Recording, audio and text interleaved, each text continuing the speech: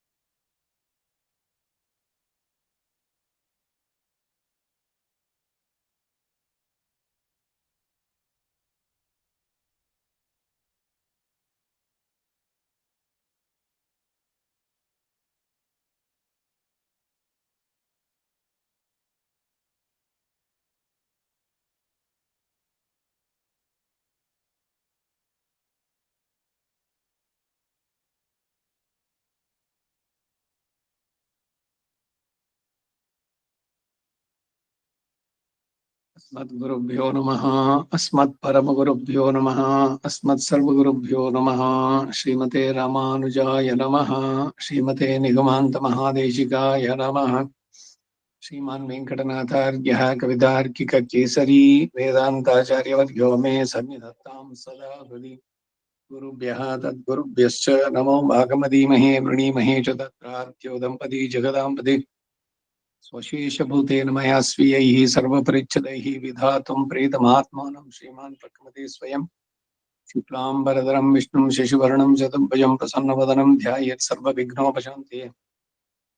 यस्य द्विरदवक्त्राद्याः पारिषद्याः परशतं विघ्नं निघ्नन्ति सततं विश्वक्सेनं तमाश्रये ज्ञानानन्दमयं देवं निर्मलं स्फटिकाकृतिम् आधारं सर्वविद्यानां हयग्रीवमुपास्महे. रामानुजदया पात्रं ज्ञानवैराग्यभूषणं श्रीमद्वेङ्कटनाथार्यं वन्दे वेदान्तदेशिकं लक्ष्मीनाथसमारम्भां नाथयामनमध्यमाम् अस्मदाचार्यपर्यन्तां वन्दे गुरुपरम्पराम्. यो नित्यमच्युतपदाम्बुजयुग्मरुक्मं व्यामोहतस्तदितराणि तृणाय मेने अस्मद्गुरोर्भगवतोऽस्य दैकसिन्धोः रामानुजस्य चरणौ शरणं प्रपद्ये. मातापितायुवतीयस्तनया विभूतिः सर्वं यदेव नियमेन मदन्मयानः आद्यस्य न कुलपतेर्वकुलाभिरामं श्रीमत्तदङ्ग्रियुगलं प्रणमामि मूर्ध्ना भूतं सरश्च महदाह्वयपट्टनाथ श्रीभक्तिसारकुलशीकर योगिवाहान् भक्ताङ्ग्रिरेणुपरकालयतीन्द्रमिष्टान् श्रीमत्पराङ्कुशमुनिं प्रणतोऽस्मि नित्यम्. ಇದಿಷ್ಟು ಧ್ಯಾನ ಶ್ಲೋಕಗಳನ್ನ ಯಾವುದೇ ಸ್ತೋತ್ರವೋ ಏನು ಹೇಳ್ತಿರೋ ಮೊದಲು ಹೇಳ್ಬೇಕು. ಆಚಾರ್ಯ ಪರಂಪರೆ ಎಷ್ಟು ವ್ಯವಸ್ಥಿತವಾಗಿ ಮಾಡಿದ್ದಾರೆ ಅಂದ್ರೆ ಒಂದೊಂದು ಅಷ್ಟೇ ಅರ್ಥಗರ್ಭಿತವಾಗಿದೆ. ವಿಶ್ವಕ್ಸೇನನ್ನ ಪ್ರಾರ್ಥನೆ ಮಾಡಿ ಸಾತ್ವಿಕ ತ್ಯಾಗದೊಂದಿಗೆ ಜ್ಞಾನಾನಂದಮಯಂ ದೇವ ಹಯಗ್ರೀವನನ್ನ ನೆನೆಸಿ ಏನ್ ಕೇಳ್ತೀವೋ ಅದು ನನ್ನಲ್ಲಿ ದೃಢವಾಗಿ ನಿಲ್ಲಲಿ ಅನ್ನೋದು ಕೂಡ ಸೇರುತ್ತೆ ಅದರಲ್ಲಿ. ಅದಕ್ಕೆ ವೇದದಲ್ಲಿ ಏನು ಸಂದೇಶ ಬರುತ್ತೋ ಅದು ಯಶ್ಚಂದ ಸಾಂ ಛಂದೋಬದ್ಧವಾಗಿ. ಆಮೇಲೆ ಧ್ಯಾನ ಶ್ಲೋಕಗಳು. ಈಗ ಮೊದ್ಲು ಹೇಳಿದ್ದು ಆಚಾರ್ಯ ಪರಂಪರೆ ತನಿಯನ್ನು ಇವಾಗಲೆಲ್ಲ ಭಗವದ್ಗೀತೆಗಾಗ್ಲಿ ಮಹಾಭಾರತಕ್ಕೂ ಇದ್ರದ್ದೇನೇನೆ ಮಹಾಭಾರತದೊಳಗೇನೆ ಪಂಚರತ್ನಾನಿ ಭಾರತೆ ಅನ್ನೋದ್ರಲ್ಲಿ ಭಗವದ್ಗೀತೆನೂ ಒಂದು. ಭಗವದ್ಗೀತೆ ಧ್ಯಾನ ಶ್ಲೋಕಗಳು. ವ್ಯಾಸಂ ವಸಿಷ್ಠನಪ್ತಾರಂ ಶಕ್ತೇಃ ಪೌತ್ರಮಕಲ್ಮಷಂ ಪರಾಶರಾತ್ಮಜಂ ವಂದೇ ಶುಕತಾತಂ ತಪೋನಿಧಿಂ ವ್ಯಾಸಾಯ ವಿಷ್ಣುರೂಪಾಯ ವ್ಯಾಸರೂಪಾಯ ವಿಷ್ಣವೇ ನಮೋ ವೈ ಬ್ರಹ್ಮನಿಧಯೇ ವಾಸಿಷ್ಠಾಯ ನಮೋ ನಮಃ ಅವಿಕಾರಾಯ ಶುದ್ಧಾಯ ನಿತ್ಯಾಯ ಪರಮಾತ್ಮನೆ ಸದೈಕರೂಪರೂಪಾಯ ವಿಷ್ಣವೇ ಸರ್ವಜಿಷ್ಣವೇ ಸಮ್ಯಜ್ಞಾಯ ಕಲಾಪೇನ ಮಹತಾ ಭಾರತೇಶ ಬ್ರಹ್ಮಿದವೇದಾಯ ನಮೋ ವ್ಯಾಸಾಯ ವಿಷ್ಣವೇ ಮುನಿಂ ಸ್ನಿಗ್ಧಾಂ ಬುಧಾ ಭಾಸಂ ವೇದವ್ಯಾಸಮಕಲ್ಮಷಂ ವೇದವ್ಯಾಸಂ ಸರಸ್ವತ್ಯಾ ವಾಸಂ ವ್ಯಾಸಂ ನಮಾಮ್ಯಹಂ ಅಚತುರ್ವದನೋ ಬ್ರಹ್ಮ ದ್ವಿಬಾಹುರಪರೋ ಹರಿಃ ಅಫಾಲಲೋಚನ ಶಂಭೋ ಭಗವಾನ್ ಬಾದರಾಯಣಃ ಕೃಷ್ಣಂ ಕಮಲಪತ್ರಾಕ್ಷಂ ಪುಣ್ಯಶ್ರವಣಕೀರ್ತನಂ ವಾಸುದೇವಂ ಜಗದ್ಯೋನಿಂ ನೌಮಿ ನಾರಾಯಣಂ ಹರಿಂ ಕೃಷ್ಣಾಯ ಯಾದವೇಂದ್ರಾಯ ಜ್ಞಾನಮುದ್ರಾಯ ಯೋಗಿನೆ ನಾಥಾಯ ರುಕ್ಮಿಣೀಶಾಯ ನಮೋ ವೇದಾಂತವೇದಿನೆ ಸಾರಥ್ಯಮರ್ಜುನಸ್ಯಾಜೌ ಕುರ್ವನ್ ಗೀತಾಮೃತಂ ದದೌ ಲೋಕತ್ರಯೋಪಕಾರಾಯ ತಸ್ಮೈ ಕೃಷ್ಣಾತ್ಮನೇ ನಮಃ ಸರ್ವೋಪನಿಷದೋ ಗಾವೋ ದಗ್ಧಾ ಗೋಪಾಲನಂದನಃ ಪಾರ್ಥೋ ವತ್ಸಸುಧೀರ್ ಭೋಕ್ತಾ ದುಗ್ಧಂ ಗೀತಾಮೃತಂ ಮಾತೆ ಮಲ ನಿರ್ಮೋಚನಂ ಪುಂಸಾಂ ಜಲಸ್ನಾನಂ ದಿನೇ ದಿನೇ ಸಗದ್ಗೀತಾಂಬಸಿ ಸ್ನಾನಂ ಸಂಸಾರ ಮಲಮೋಚನಂ ಗೀತಾಸು ಗೀತಾ ಕರ್ತವ್ಯಾ ಕಿಮನ್ಯೈ ಶಾಸ್ತ್ರ ವಿಸ್ತರೈಃ ಯಾ ಸ್ವಯಂ ಪದ್ಮನಾಭಸ್ಯ ಮುಖ ಪದ್ಮಾದ್ವಿನಿಸೃತಾಃ ಸರ್ವಶಾಸ್ತ್ರಮಯೀ ಗೀತಾ ಸರ್ವದೇವಮಯೋಮರಿ ಸರ್ವತೀರ್ಥಮಯೀ ಗಂಗಾ ಸರ್ವಧರ್ಮಮಯೋ ಮನೋ ಯಸ್ಮಿನ್ ಪ್ರಸಾದ ಸಮಗೇ ಕವಯೋಪಿ ತೇತೆ ಶಾಸ್ತ್ರಾಣ್ಯಶಾಸುರಿಹಯನ್ ಮಹಿಮಾಶ್ರಯಾಣಿ ಕೃಷ್ಣೇನ ತೇನ ಯದಿಭ ಸ್ವಯಮೇವ ಶಾಸ್ತ್ರಸ್ಯ ತಸ್ಯ ಸದೃಶಂ ಕಿಮಿಹಾಸ್ತಿ ಶಾಸ್ತ್ರಂ ಭೀಷ್ಮದ್ರೋಣತಡಾಜೇದ್ರತಜಲಾ ಗಾಂಧಾರ ನೀಲೋತ್ಪಲ ಶಲ್ಯಗ್ರಾಹವತಿ ಕೃಪೇಣ ಮಹಿನಿ ಕರ್ಣೇನ ವೇಲಾಗುಲ ಅಶ್ವತ್ಥಾಮ ಕರ್ಣಘೋರಮಕರ ದುರ್ಯೋಧನಾವರ್ತಿನಿ ಸ್ವೋತ್ತೀರ್ಣ ಖಲು ಪಾಂಡವ ಹಿರಣ ನದಿ ಕೈವರ್ತಕೆ ಕೇಶವೇ ನಮೋಸ್ತುತೆ ವ್ಯಾಸ ವಿಶಾಲ ಬುದ್ಧೇ ಪುಲ್ಲಾರವಿಂದಾಯ ತಪತ್ನೇತ್ರ येन त्वया भारततैलपूर्णः प्रज्वालितो ज्ञानमय प्रदीपः प्रपन्न पारिजाताय स्तोत्रवेत्रैकपाणिः ज्ञानमुद्राय कृष्णाय गीतामृतदुहे नमः वसुदेवसुतं देवं कंसचाणूरमर्दनं देवकी परमानन्दं कृष्णं वन्दे जगद्गुरुम् आराशर्यवचः सरोजमलं गीतार्थगन्धोत्कटं नानाख्यानककेसरं हरिकथा सम्बोधनाबोधितं लोके सज्जनषट्पदैरहरः पीपीयमानं मुदा भारतवं कलिमलप्रध्वंसिन श्रेयसे मुखं करोति वाचालं पङ्गुं लङ्घयते गिरिं यत्कृपातमहं वन्दे परमानन्दमाधवं यं ब्रह्मा वरुणेन्द्ररुद्रमरुतस्तुन्वन्ति दिव्यैस्तवैः वेदैः सङ्गपदक्रमोपनिषदैर्गायन्ति यं सामगाः ध्यानावस्थितः तद्गतेन मनसा पश्यन्ति यं योगिनो यस्यान्तं न विदुःसुरासुरगणः देवाय तस्मै नमः पार्थाय प्रतिबोधितां भगवता नारायणेन स्वयं व्यासेन ग्रथितां पुराणमुनिना मध्ये महाभारतम् अद्वैतामृतवर्षिणीं भगवतीम् अष्टादशाध्यायिनीम् अम्ब त्वामनुसन्धदामि भगवद्गीते भवद्वेषिणीम् अष्टमैषी समेता श्रीकृष्णाय परब्रह्मणे नमः। अतः श्रीमद्भगवद्गीतासु उपनिषत्सु ब्रह्मविद्यायां योगशास्त्रे श्रीकृष्णार्जुनसंवादे अक्षर ब्रह्म योगो नाम अष्टमोऽध्यायः। 8ನೇ ಅಧ್ಯಾಯ ಅಕ್ಷರ ಬ್ರಹ್ಮ ಯೋಗ. ಆರಂಭ ಮಾಡಿದ್ದು 1 ಸೆಪ್ಟೆಂಬರ್ 2024, ಮುಗಿಸಿದ್ದು ನಿನ್ನೆ ದಿವಸ. ಇನ್ನೂ ಮುಗಿದಿಲ್ಲ. 28 ಶ್ಲೋಕಗಳು, 28 ಶ್ಲೋಕಗಳ ಸಂಗ್ರಹ ಅರ್ಥವನ್ನ ನೀಡ್ತಾ ಇದ್ದಾರೆ ಇವಾಗ. ಒಂದ್ ವೇಳೆ ಏನಾದ್ರು ಯಾರು ಕ್ಲಾಸ್ ಮಿಸ್ ಮಾಡ್ಕೊಂಡಿದ್ರು ಕೂಡ ಇವತ್ತಿನ ಈ ಒಂದು ಸ್ಥಿತಿಯನ್ನು ಕೇಳಿದ್ರೆ ಸಂಪೂರ್ಣವಾಗಿ ಸಂಗ್ರಹವಾಗಿ 8ನೇ ಅಧ್ಯಾಯದ ಶ್ಲೋಕಗಳ ಸಂಗ್ರಹ ಅರ್ಥವನ್ನ ನೋಡೋಣ ಇವಾಗ. ರಾಮಾನುಜ ಭಾಷ್ಯದ ಸೊಗಸು ಕೂಡ ತಿಳಿಯುತ್ತೆ. ಯಾರ್ಯಾರು ಹೇಗೆ ಬೇರೆ ಬೇರೆ ಅರ್ಥಗಳನ್ನು ಹೇಳಿದ್ದು ಸರಿಯಲ್ಲ ಅನ್ನೋದನ್ನೆಲ್ಲ ಬಹಳ ದೀರ್ಘವಾಗಿ ಎಲ್ಲ ಚರ್ಚೆ ಮಾಡಿ, ಅರ್ಚಿರಾದಿ ಮಾರ್ಗ ಧೂಮಾದಿ ಮಾರ್ಗ ಅದು ಕೂಡ ಒಂದಾಯ್ತು. 3-4 ಉಪನಿಷತ್ತುಗಳು ಅದನ್ನೆಲ್ಲ ಕೊಂಡಾಡುವಂತ, ಅದನ್ನು ಕೂಡ ಇಲ್ಲಿ 8ನೇ ಅಧ್ಯಾಯದ ಶ್ಲೋಕಗಳ ಸಂಗ್ರಹಾರ್ಥ ಹಿಂದಿನ ಅಧ್ಯಾಯದಲ್ಲಿ ಅಂದ್ರೆ 7ನೇ ಅಧ್ಯಾಯದಲ್ಲಿ ತಾನು ಸಕಲ ನಿತ್ಯಗಳಾದಂತ ಚೇತನ ಅಚೇತನಗಳಿಗೂ ಶೇಷಿಯು. ಶೇಷಾಶೇಷಿ ಅನ್ನೋದನ್ನೆಲ್ಲ ಎಕ್ಸ್ಪ್ಲೈನ್ ಮಾಡಿದೆ ಮೊದ್ಲೇನೆ. ಅವನು ಜಗತ್ ಕಾರಣ, ಸರ್ವಕ್ಕೂ ಆಧಾರಭೂತ, ನಿಖಿಲ ಜಗದಾಧಾರ, ಸರ್ವನಿಯಾಮಕ, ಸರ್ವಸ್ಯ ಐಕ್ಷತ, ಸರ್ವಸ್ಯ ಸಾಕ್ಷಿ. ತನಗೆ ಸರ್ವವು ಶರೀರ, ಚೇತನವು ಅಚೇತನವು ಎಲ್ಲವೂ ಭಗವಂತನಿಗೆ ಶರೀರ. ಸುಮ್ಮನೆ ಏನೇನೋ ಹೇಳ್ತಿರಲ್ಲ, ಅಲ್ಲ, ಅದಕ್ಕೆ ಆಧಾರಗಳು. ಚರಾಚರಾಣಿ ಸರ್ವಾಣಿ ಸರ್ವಂ ಭಗವದ್ವಪುಹು.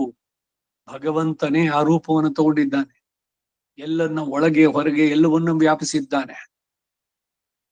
ಅದಕ್ಕೆ ಯಾವುದೇ ಒಂದು ವಸ್ತುವು ಕೂಡ ನಮಗೆ ಕೀಳು ಅಂತ ಇಲ್ವೇ ಇಲ್ಲ. ಚಪ್ಪಲಿ ಅದು ಕೂಡ ಅಷ್ಟೇ, ಕಸಬರಿಕೆ ಅದರಲ್ಲೂ ಲಕ್ಷ್ಮಿ ಅಂತಾರೆ. ಪ್ರತಿ ಒಂದರಲ್ಲೂ ಭಗವಂತನ ಕಾಣೋದು. ಬರೀ ಚೇತನರಲ್ಲಿ ಅಷ್ಟೇ ಅಲ್ಲ, ಅಚೇತನದಲ್ಲೂ ಕೂಡ ಎಲ್ಲವೂ ತನಗೆ ಶರೀರ, ಚೇತನ ಅಚೇತನ. ತಾನು ಅದಕ್ಕೆಲ್ಲ ಆತ್ಮ. ಆದ್ದರಿಂದ ನಾನು ಅಂದ್ರೆ ಭಗವಂತ ಸರ್ವನಿಯಂತ, ಸರ್ವಾಧಿಕ, ಎಲ್ಲದಕ್ಕ ಅಧಿಕನಾದವನು. ಅವನಿಗೆ ಅಧಿಕರೂ ಇಲ್ಲ, ಸಮರೂ ಇಲ್ಲ. ನಿಸ್ಸಮಾಭ್ಯಧಿಕ, ಸರ್ವ ಕಲ್ಯಾಣ ಗುಣ ವಿಶಿಷ್ಟ. ಯಾವ ದೋಷಗಳು ಅವನ ಹತ್ರ ಬರುವುದಕ್ಕೆ ಸಾಧ್ಯ ಇಲ್ಲ. ಸಕಲ ಕಲ್ಯಾಣ ಗುಣ ಪರಿಪೂರ್ಣ. ಇದೇನೆ ನಮ್ಮ ಸಂಪ್ರದಾಯದ ಸೊಬಗು. ಅಖಿಲ ಹೇಯ ಪ್ರತ್ಯನೀಕನಾಯ್, ಎಲ್ಲ ದೋಷಗಳಿಂದ ದೂರನಾಗಿ ಸಕಲ ಕಲ್ಯಾಣ ಪರಿಪೂರ್ಣನಾಯ್, ಶ್ರೀಯಃಪತಿಯಾನ ಶ್ರೀಮನ್ನಾರಾಯಣ ಮುಂದಕ್ಕೆ ಹೋಗುವಂಥದ್ದು. ಪರಮ ಕರುಣಾಮಯಿ. ಇವನಿಗಿಂತ ಕರುಣೆಯಲ್ಲಿ ಮೀರಿಸುವಂತವ್ರಿಲ್ಲ. ದಯಾ ಶತಕ, ದಯಾ ಸಹಸ್ರ. ಅವನ ಕರುಣೆ, ಕಾರುಣ್ಯ, ಸ್ವಾಭಾವಿಕ, ಅನವಧಿಕ, ಅತಿಶಯ, ಜ್ಞಾನ, ಐಶ್ವರ್ಯ ಹೇಳ್ಬೇಕು. ಕಾರುಣ್ಯ, ಸೌಹಾರ್ದ, ಮಾಧುರ್ಯ ಎಲ್ಲವನ್ನ ಹೇಳ್ಬೇಕಾದ್ರೆ. ಹೀಗಿದ್ರು ಕೂಡ ಚೇತನನು, ಜೀವಾತ್ಮನು, ಆತನಿಗೆ ಪೂರ್ವ ಕರ್ಮಾನುಸಾರ ಪ್ರಾಪ್ತವಾಗಿರುವ ದೇಹ ಸಂಬಂಧದಿಂದ ತನ್ನನ್ನ ಯಥಾರ್ಥವಾಗಿ ತಿಳಿಯಲಾರ ಎಂದು ಇಂತಹ ದುರವಸ್ಥೆಯು ಕಳೆದು ಸುಕೃತವು ತಲೆ ಎತ್ತುವುದಕ್ಕೆ ಆತನಲ್ಲಿ ಮಾಡುವ ಅಂಗ ಶರಣಾಗತಿಯೇ ಒಳ್ಳೆಯ ಉಪಾಯ ಎಂದು ತಿಳಿಸಿ, ಅಂತಹ ಸುಕೃತಿಗಳು ಸುಕೃತ ತಾರತಮ್ಯದಿಂದ 4 ಜನ ಅಂತ ಹೇಳಿ ಉಪಪಾದಿಸಿ, ಇವರುಗಳು ತಿಳಿಯಬೇಕಾದ ಇನ್ನೂ ವಿಷಯಗಳು ಉಂಟು ಅಂತ ಹೇಳಿ ಈ ಅಧ್ಯಾಯದಲ್ಲಿ ಆ ಜ್ಞಾತವ್ಯ ಅಂಶಗಳು ಯಾವ್ಯಾವುದು ಎಂಬುದನ್ನ ವಿಶದವಾಗಿ ಇಲ್ಲಿ ತಿಳಿಸ್ಕೊಡುತ್ತೆ. 1-2 ಶ್ಲೋಕಗಳಲ್ಲಿ ಅರ್ಜುನ ಪ್ರಶ್ನೆ ಮಾಡ್ತಾನೆ. ಹಿಂದೆ 29ನೇ ಶ್ಲೋಕದಲ್ಲಿ, ಹಿಂದೆ ಅಂದ್ರೆ 7ನೇ ಅಧ್ಯಾಯದ್ದು, ಹೇ ಪುರುಷೋತ್ತಮನೆ, ಜಿಜ್ಞಾಸುವು ಬ್ರಹ್ಮ ಎಂಬುದರ ವಿಷಯದಲ್ಲಿ ತಿಳಿಯತಕ್ಕದುಂಟೆಂದು ಅಪ್ಪಣೆಯಾಯ್ತಲ್ವೇ?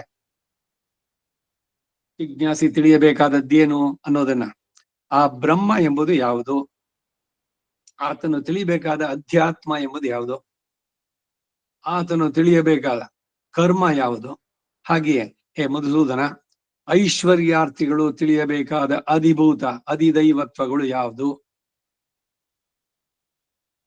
ರಾಮಾನುಜರ ಭಾಷ್ಯದಲ್ಲಿ ಬರುವಂತಹದ್ದು. ಚತುರ್ವಿಧ ಭಜಂತೆ ಮಾಂ ಜನ ಸುಕೃತನೋ ಅರ್ಜುನ, ಆರ್ತೋ ಅರ್ಥಾರ್ಥೋ ಜಿಜ್ಞಾಸಿ ಜ್ಞಾನಿ. 4 ರೀತಿಯ ಜನ ನನ್ನಲ್ಲಿಗೆ ಬರುವಂತವ್ರು. ಒಬ್ಬ ಆರ್ತನಾಗಿದ್ದಾನೆ. ಆತ ಅಂದ್ರೇನೋ, ಏನೋ ಕಳ್ಕೊಂಡಿದ್ದಾನೆ, ಅದ್ ಬೇಕು, ನನ್ಗದು ಹೋಗಿದೆ, ಇದು ಬೇಕು, ನನ್ಗದ್ ಸಿಕ್ಕಿಲ್ಲ ಅಂತ ಕೇಳುವಂತವ್. ಅದಕ್ಕಾಗಿ ಭಗವಂತನನ್ನ ಗೂಗರ್ದು ನನ್ಗೆ ಅದನ್ನ ಕೊಡು, ಇದನ್ನ ಕೊಡು ಅಂತ. ಇನ್ನೊಬ್ಬ ಅರ್ಥಾರ್ಥಿ, ದುಡ್ಡು ಬೇಕು ಅಂತ, ಹಣ, ಅರ್ಥ. ಇವರಿಬ್ರು ಐಶ್ವರ್ಯಾರ್ಥಿಗಳು. ಅವರಿಬ್ಬರನ್ನು ಸೇರಿಸುವಂತ ಕೆಟಗರಿ ಮಾಡಿದ್ರು. ಇವ್ರನ್ನ ಬಿಟ್ಟು ಜಿಜ್ಞಾಸು, ಜ್ಞಾತುಂ ಇಚ್ಛಾ ಜಿಜ್ಞಾಸು. ನಾನ್ ಯಾರು? ಈ ಶರೀರ ಅಲ್ಲ.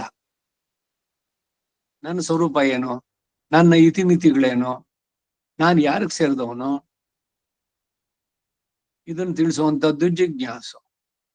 ಇನ್ನು ಜ್ಞಾನಿಯಾದವನು, ಈ ಶರೀರ ಭಗವಂತ ಕೊಟ್ಟಿದ್ದು, ಇದ್ರೊಳಗಿರೋ ಆತ್ಮ ಅದು ನಂದಲ್ಲ, ಅದು ಭಗವಂತನಿಗೆ ಶರೀರ ಅದು ಅಂತ ತಿಳಿದು ಭಗವಂತನಿಗೆ ತಾನು ಪೂರ್ಣವಾಗಿ ಒಪ್ಪಿಸ್ಕೊಂಡಿರೋದು. ನಾನೇನ್ ಮಾಡಿದ್ರು ಅದು ಭಗವಂತನಿಗೆ, ನಾನು ಅನ್ನೋದು ಇಲ್ವೇ ಇಲ್ಲ ಅಲ್ಲಿ. ಅದಕ್ಕೆ ಜ್ಞಾನೀತು ಆತ್ಮ ಇವ ಮೇ ಮತಂ. ಆ ಜ್ಞಾನಿ ನನ್ನ ಆತ್ಮ, ಯಾಕೆಂದ್ರೆ ನನ್ನ ಸರಿಯಾಗಿ ತಿಳಿದಿದ್ದಾನವನು ಅಂತ.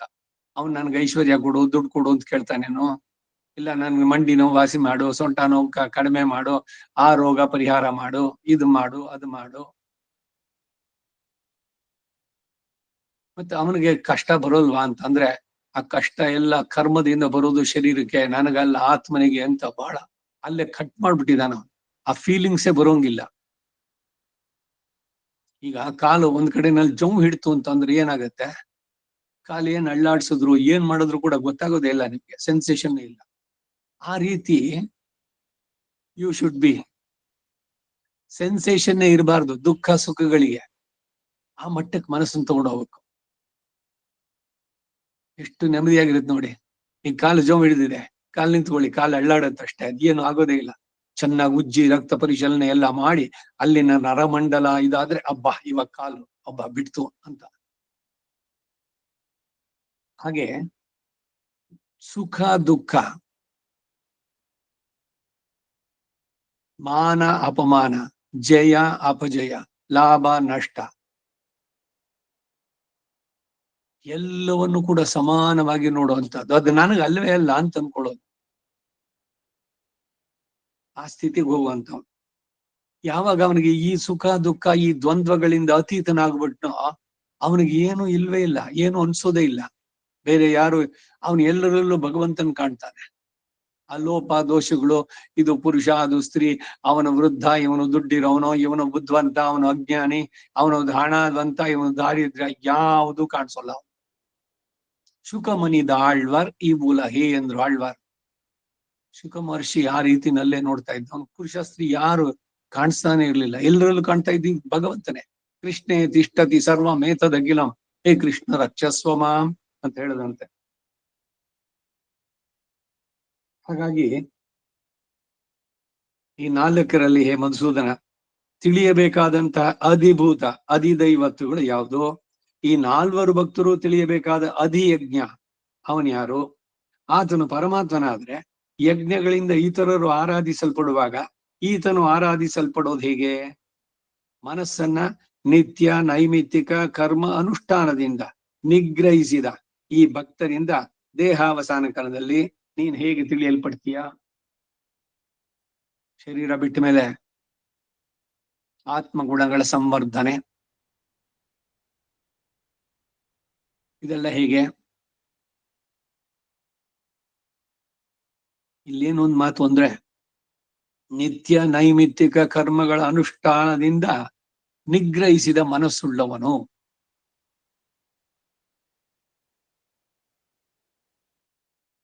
ಇವೆಲ್ಲ ಸಂದೇಶ 2 ಶ್ಲೋಕಗಳಿಗಾಯ್ತು.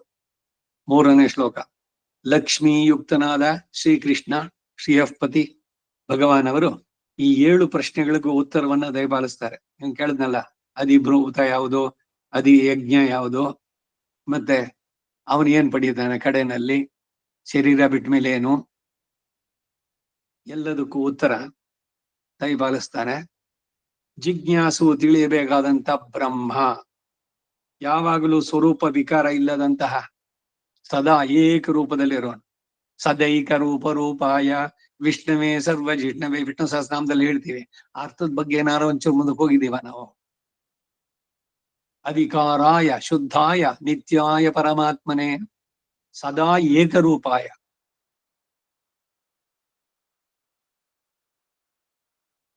ಅಧ್ಯಾತ್ಮ ಅಂದರೆ ಬದ್ಧ ದಿಶೆಯಲ್ಲಿ ಜೀವಾತ್ಮನೊಂದಿಗೆ ಸಂಬಂಧಿಸಿಕೊಂಡು ಆತನ ಜ್ಞಾನ ತಿರೋಧಾನಕ್ಕೆ, ಅಂದ್ರೆ ಅವನ ಆತ್ಮದ ಸ್ವರೂಪ ಜ್ಞಾನದಲ್ಲಿಲ್ಲ.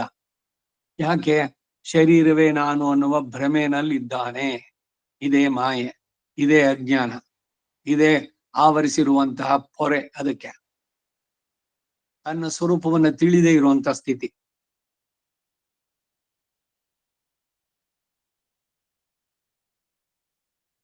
ನಾನು ನಿನಗೆ ನನ್ನ ಪರಾ ಪ್ರಕೃತಿ ಎಂದು ಹೇಳಿದಂತಹ ಪರಿಶುದ್ಧವಾದ ಜೀವಾತ್ಮ ಸ್ವರೂಪ. ಅಧ್ಯಾತ್ಮ ಯಾವುದು ಅಂತಂದ್ರೆ ಬದ್ಧ ದಶೆಯಲ್ಲಿ 3 ದಶೆ ಆತ್ಮನಿಗೆ. ಒಂದು ನಿತ್ಯ ಸದಾ ಭಗವಂತನ ಜೊತೆ ಇರುವಂತವನು, ಇನ್ನೊಂದು ಬದ್ಧ, ಈ ಹುಟ್ಟು ಸಾವಿನ ಚಕ್ರದಲ್ಲೇನೆ ಬೇರೆ ಬೇರೆ ಯೋನಿಗಳು, ಬೇರೆ ಬೇರೆ ಜನ್ಮಗಳು, ಬೇರೆ ಬೇರೆ ಶರೀರಗಳನ್ನು ಪಡೆದು ಸುತ್ತಾ ಇರುವಂತವನು ಬದ್ಧ ದಶೆ. ಇದನ್ನ ಬಿಡಿಸ್ಕೊಂಡು ಈ ಹುಟ್ಟು ಸಾವಿನ ಚಕ್ರ ಬಿಡಿಸ್ಕೊಂಡು ಹೋಗ್ತಾನಲ್ಲ, ಮುಕ್ತನಿಗೆ ಸಮಾನ ಆಗ್ತಾನೆ, ಅವನು ಮುಕ್ತ. So 3 stages. ಆ ಬದ್ಧ ದಿಶೆಯಲ್ಲಿ ಜೀವಾತ್ಮನೊಂದಿಗೆ ಸಂಬಂಧಿಸಿಕೊಂಡು ಭಗವಂತ ಅಂತಃ ಪ್ರವಿಷ್ಟ ಶಾಸ್ತ್ರ ಜನಾನಂ ಎಲ್ಲದರಲ್ಲೂ ಇದ್ದಾನೆ. 3 ರೀತಿಯ ಚೇತನರಾದ್ರೂ ಕೂಡ ಅವರಲ್ಲೂ ಕೂಡ ಅಂತಃ ಪ್ರವಿಷ್ಟ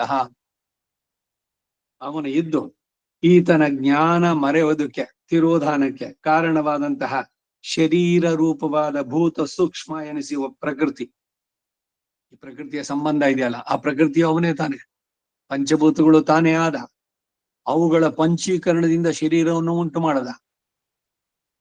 ತಂದೆ ತಾಯಿ ಶರೀರಕ್ಕೆ ಬರೀ ಒಂದು ನೆಪ ಮಾತ್ರ, ಶರೀರ ಕೊಟ್ಟವನು ಭಗವಂತ. ಕರಣ ಕಳೇಬರಂ ವಿತರಸಿ ದಯಾ ಶತಕದಲ್ಲಿ ಕರಣ ಅಂದ್ರೆ ಇಂದ್ರಿಯಗಳು, ಕಳೇಬರ ಅಂದ್ರೆ ಶರೀರ, ಎರಡನ್ನು ಕೊಟ್ಟವನು ಭಗವಂತ. ಯಾಕೆ? ಈ ಆತ್ಮ ಈ ಹುಟ್ಟು ಸಾವಿನ ಚಕ್ರ ಬಿಡಿಸ್ಕೊಳ್ಳಿ. ಪ್ರಾಣಿಯಾಗಿದ್ದ, ಉತ್ತಮ ದೇವತೆಯಾದ, ಮತ್ತೆ ಒಂದು ಕ್ರಿಮಿಯಾದ, ಮನುಷ್ಯನಾದ, ಸುತ್ತಾ ಇದ್ದಾನೆ. ತಾನು ಯಾರು ಅನ್ನೋದ್ರ ಅರಿವು ಇಲ್ವೇ ಇಲ್ಲ.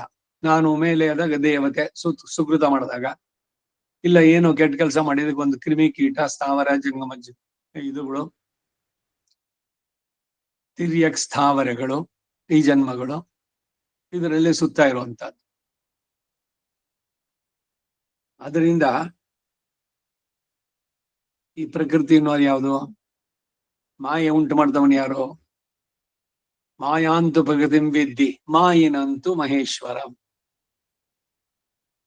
ಪ್ರಕೃತಿ ಅನ್ನೋ ಮಾಯೆ ಇವಳು ಕೇಳಿದ್ದನ್ನ ಕೊಡ್ತಾಳೆ. ನೀನು ಮೈ ಮರೆತರೆ ನೂಕುವಳು ಪಾತಾಳಕ್ಕೆ, ಪ್ರೇಮ ಪೂತ ನೀವಳೋ ಮಂಕುತಿಮ್ಮ ಅಂತಾರೆ ಅಲ್ಲಿ. ಭಗವಂತನ ಮಾಯೆ ಅಂತಂದ್ರೆ ಏನು? ಯತ್ ಪ್ರಪತ್ತಿಂ ವಿನಾ ಸರ್ವೈಹಿ ಯಸ್ಯ ಮಾಯಾ ದುರತ್ಯಯ. ಯಾರಲ್ಲಿ ಶರಣಾಗದೆ ಇದ್ರೆ ಅವನ ಮಾಯೆಯಿಂದ ಹೊರಗಡೆ ಬರೋಕ್ಕಾಗೋದೇ ಇಲ್ವೋ? ಆಣಲ್ಲನ್ ಪೆಣ್ಣಲ್ಲನ್ ಅಲ್ಲ ಮಲಿಯುಂ ಅಲ್ಲನ್. ನಾ ಪುರುಷನೂ ಅಲ್ಲ, ಸ್ತ್ರೀನೂ ಅಲ್ಲ, ನಪುಂಸಕನೇ ಅಲ್ಲ, ಇದು ಅಲ್ಲ, ಅದು ಅಲ್ಲ, ಅದು ಅಲ್ಲ, ಮತ್ತೇನು? ಪುರುಷನಾದವನು ಸ್ತ್ರೀ ಆಗ್ಬಿಟ್ಟಬಹುದು, ಸ್ತ್ರೀ ಆದವನು ಪುರುಷನಾಗಿ ಹುಟ್ಟಬಹುದು, ಇಲ್ಲ ಕ್ರಿಮಿ ಆಗ್ಬಹುದು, ಇಲ್ಲ ದೇವತೆ ಆಗ್ಬಹುದು. ಇವನು ಮಾಡಿದ ಕರ್ಮದಿಂದ ಆಯಾಯ ಶರೀರಗಳು. ಹಾಗಾಗಿ ಇವನಿಗೇನೋ ಒಂದೊಂದು ಸಪರೇಟ್ ಆಗಿ ನೀವ್ ಹೇಳ್ತೀರಾ, ಇವನು ಪುರುಷ, ಇವನು ಸ್ತ್ರೀ.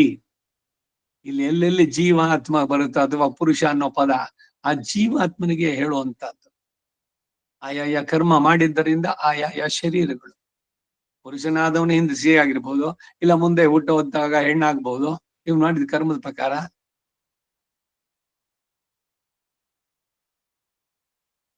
ಹೀಗೆ ಮಾತಾಡ್ಬೇಕಾದ್ರೆ ಹಿಂದೆ ಯಾವುದೋ ಒಂದು ಉಪನ್ಯಾಸದಲ್ಲಿ ಹೇಳಿದ್ದೆ ನಾನು, ಆ ಎಡ್ಗರ್ ಕೇಸಿ ಇದರಲ್ಲಿ ವೃತ್ತಾಂತದಲ್ಲಿ ಆಧಾರದ ಜೊತೆ ಕೊಡ್ತಾನವನು. ರಸ್ತೆ ಬದಿ ಕಲ್ಲಿನ ಬೆಂಚ್ ಮೇಲೆ ಕೂತ್ಕೊಂಡು ಒಬ್ಬ ಸ್ಥೂಲ ಕಾಯದ ದಪ್ಪಗಿರುವಂತ ಒಬ್ಳು ಲೇಡಿ ಹೋದ್ರೆ ಅವಳನ್ನ ನೋಡೋ ಎಷ್ಟು ಕೆಜಿ ಇರ್ಬೋದು, ಒಂದೊಂದು ತೊಡೆ ಇಷ್ಟಿಷ್ಟು ಕೆಜಿ ಇರ್ಬೋದಾ, ಹಾಗೆ ಹೀಗಿಂತ ಬಹಳ ತೀಕ್ಷ್ಣವಾಗಿ ಅವಳ ಶರೀರದ ಬಗ್ಗೆ ಕಾಮೆಂಟ್ ಮಾಡಿದ್ದು. ಬರೀ ವಾಚಿಕ ಒಂದು ಕೈಕರ್ಯ ಅಷ್ಟೇ, ಕರ್ಮ ನಡೆದಿದ್ದು, ಕೈಂಕರ್ಯ ಅಲ್ಲ, ಅದು ಕರ್ಮ. ಅವಳ ಕಣ್ಣಿನಲ್ಲಿ ನೀರು ಬಂತು, ಅಳ್ತಾ ಹೋದ್ಲ ಅವಳು, ಇವರು ಛೇಡಿಸಿದ್ದಕ್ಕೆ ಅವಳನ್ನ. ಅದಾಗಿ 2 ಜನ್ಮಕ್ಕೆ ಇವನು ಹೆಣ್ಣಾಗಿ ಹುಟ್ಟಿದ್ದಾನೆ. ಸ್ಥೂಲ ಕಾಯ, ಒಂದು ಕೆಲಸ ಮಾಡಿದ್ದು, ಕರ್ಮ ಮಾಡಿದ್ದ ಅವತ್ತು ತಮಾಷೆ ಫ್ರೆಂಡ್ಸ್ಗಳ ಜೊತೆನಲ್ಲಿ, ಅದಕ್ಕೆ ಅನುಭವಿಸ್ಬೇಕಾದದ್ದು ಆ ಯಾರು ಮಾಡದ್ನೋ ಅವನು ಹೆಣ್ಣಾಗಿ ಹುಟ್ಟಿದ್ದಾನೆ. ಆಧಾರಗಳು ಕೊಡ್ತಾನ ಅವನು. ನೋಡಿ, 2 ಜನ್ಮದಲ್ಲಿ ಇಂಥ ದೇಶದಲ್ಲಿ ಇಂಥ ಇದರಲ್ಲಿ ಈ ದಿವಸ ನೀನು ಹುಟ್ಟಿದ್ದೆ, ಆ ಬರ್ತ್ ಅಂಡ್ ಡೆತ್ ರೆಕಾರ್ಡ್ ಹುಡುಕ್ ನೋಡು, ಸಿಗುತ್ತೆ ಎಲ್ಲ. ನೋಡಿದ್ದಾರೆ ಅವರು. ಅವನು ಮಾಡಿದ ಆ ಒಂದು ವಾಚಿಕವಾದ ಒಂದು ಕರ್ಮ ಇವನಿಗೆ ಹೆಣ್ಣು ಶರೀರ ಕೊಟ್ಟಿದೆ. ಆ ಜನ್ಮ ಪೂರ ಅವನು ಅದ್ರಲ್ಲಿ ಇರ್ಬೇಕು. ಸರಿ, ಈ ಶರೀರದಲ್ಲಿ ತುಂಬಾ ಸ್ಥೂಲವಾಗಿದೆ ಅಂತ ಏನು ಜಿಮ್ಗೆ ಹೋಗಿದ್ದು ಎಲ್ಲ ಡಯಟರಿ ಇದು ಏನೇನ್ ಮಾಡಿದ್ರು ಕೂಡ ಶರೀರ ಕಡಿಮೆ ಆಗ್ತಾ ಇಲ್ಲ. ಅವಾಗ ಈ ಎಡ್ಗರ್ ಕೇಸಿನ್ ಕೇಳಿದ್ರೆ, ಇದು ನೀನೊಂದು ಮಾಡೋದೆಲ್ಲ ಒಂದು ಕರ್ಮ ಅದಕ್ಕೆ ಅಂತ. ಈ ಘಟನೆ ಮತ್ತೆ ಯಾಕೆ ಹೇಳಿದೆ ಅಂತಂದ್ರೆ, ನಮ್ಮಿಂದ ನಡೆಯುವಂತ ಕರ್ಮಗಳು ಕಾಯ ವಾಚ ಮನಸ ಎಲ್ಲಾನು ನಮಗ್ ವಾಪಸ್ ಬರುತ್ತೆ. ಕಾಸು ಎಫೆಕ್ಟ್. ಒಂದು ಎಫೆಕ್ಟ್ ಬರೀ ನೋಡೋದಲ್ಲ, ಅದಕ್ಕೆ ಕಾರಣ ಏನು, ಕಾರ್ಯ ಕಾರಣ ಸಂಬಂಧ, ಅವುಗಳನ್ನ ನೋಡ್ಬೇಕು. ಅಂದ್ರೆ ಎಷ್ಟು ಎಚ್ಚರಿಕೆಯಿಂದ ಇರ್ಬೇಕು, ಯಾತಕ್ಕೆ ಭಗವಂತನಲ್ಲಿ ಪ್ರಾಯಶ್ಚಿತ್ತ ಕ್ಷಮಾಪಣೆ ಕೇಳ್ಬೇಕು. ನಾವಿವತ್ತು ಏನಾಗಿದ್ದೀವಿ, ಸುಖವೋ ದುಃಖವೋ ಏನ್ ಸಿಗತ್ತೆ ಅದೆಲ್ಲ. ಈ ಸುಖ ದುಃಖ ಅನ್ನೋದೆಲ್ಲ ಏನು, ಮನಸ್ಸಿನ ಒಂದು ಭಾವನೆ ತಾನೆ. ಎಲ್ಲವೂ ಇದ್ದು ಕೂಡ ನೀವು ಸುಖಿಗಳಲ್ಲದೆ ಇರ್ಬೋದು, ಅಥವಾ ಏನು ಇಲ್ಲದೆ ನೀವು ಪೂರ್ಣವಾಗಿ ಸುಖಿಯಾಗೂ ಇರ್ಬೋದು. ಸುಖ ಇವಾಗ ಐಶ್ವರ್ಯದಲ್ಲಿ ಇದ್ಯಾ, ಇಲ್ಲ ಆಸ್ತಿ ಮಾಡಿದ್ರಲ್ಲಿದ್ಯಾ, ಇಲ್ಲ ಕಾರ್ನಲ್ಲಿ ಇದ್ಯಾ, ಅವೆಲ್ಲ ಏನು ಇಲ್ದಲೇನೋ ನೀವು ಸುಖಿಯಾಗಿರೋಕ್ ಸಾಧ್ಯ ಇಲ್ವಾ? ಎಲ್ಲ ಇದ್ದು ನೀವು ದುಃಖಿಗಳು ಯಾಕೆ ಅಂದ್ರೆ, ಈ ಸುಖ ದುಃಖ ಅನ್ನೋದು ಆ ವಸ್ತುಗಳಲ್ಲಿ ಇಲ್ಲ, ನಿಮ್ಮ ಮನಸ್ಸಿನ ಭಾವನೆ.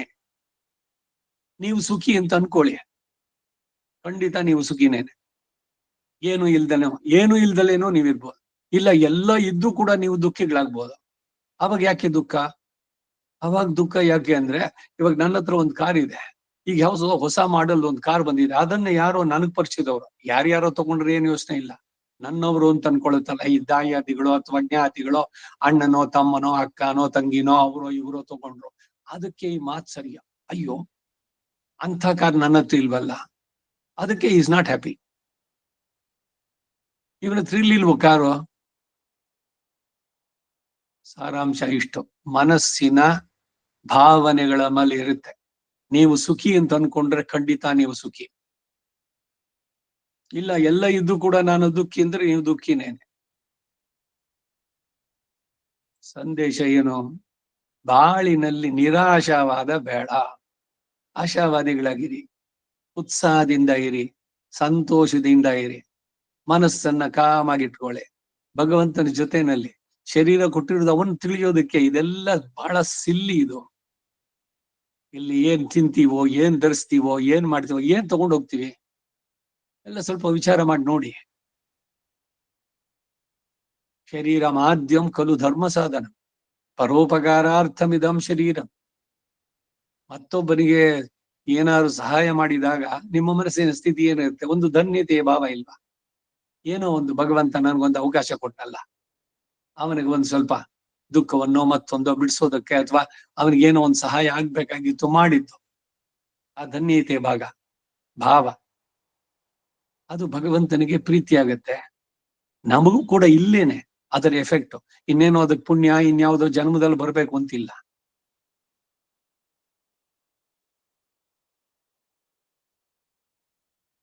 ಈತನ ಜ್ಞಾನ ಯಾವುದು? ಜ್ಞಾನ ಆನಂದಮಯ ಆತ್ಮ ಶೇಷೋಹಿ ಪರಮಾತ್ಮನಃ ಅನ್ನೋ ಅಂತ ಜ್ಞಾನಕ್ಕೆ ಅಡ್ಡಿಯಾಗಿ ಮರೆಯಾಗಿರುವಂತಹ, ಅದಕ್ಕೆ ಕಾರಣವಾದಂತಹ ಶರೀರ ರೂಪದ ಭೂತ ಸೂಕ್ಷ್ಮ ಎನಿಸಿದಂತಹ ಪ್ರಕೃತಿ. ಈತನು ತಿಳಿಯಬೇಕಾದ ಕರ್ಮ ಯಾವುದು ಅಂದ್ರೆ, ಈ ಪ್ರಕೃತಿ ಸಂಬಂಧ ಇರುವ ಮನುಷ್ಯಾದಿ ಭಾವವನ್ನ ಉಂಟು ಮಾಡುವ ದಂಪತಿಗಳ ಸಂಯೋಗಾರೂಪವಾದಂತಹ ಕರ್ಮ.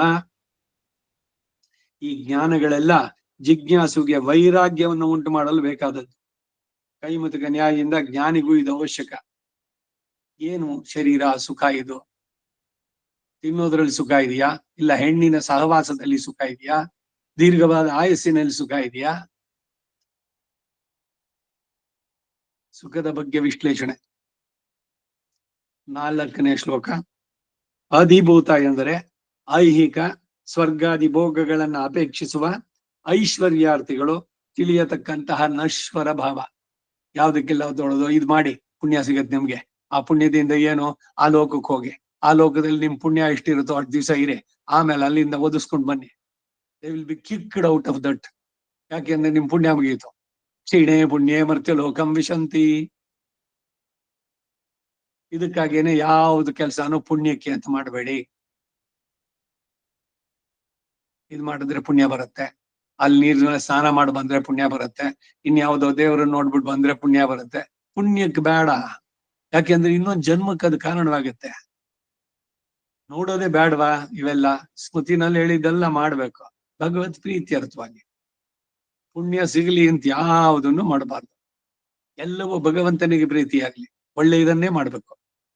ನಾವು ಪುಣ್ಯ ಬೇಕಿಲ್ವಲ್ಲ, ಸರಿ ಕೆಟ್ಟದೆ ಮಾಡೋಣ, ಅನುಭವಿಸಿ. ಕೆಟ್ಟ ಮಾಡೋದು ಸುಮ್ಮನೆ ಇದ್ಬಿಡ್ತಾರೇನೋ. ಅದು ಕಬ್ಬಿಣದ ಬೇಡಿ, ಇದು ಚಿನ್ನದ ಬೇಡಿ.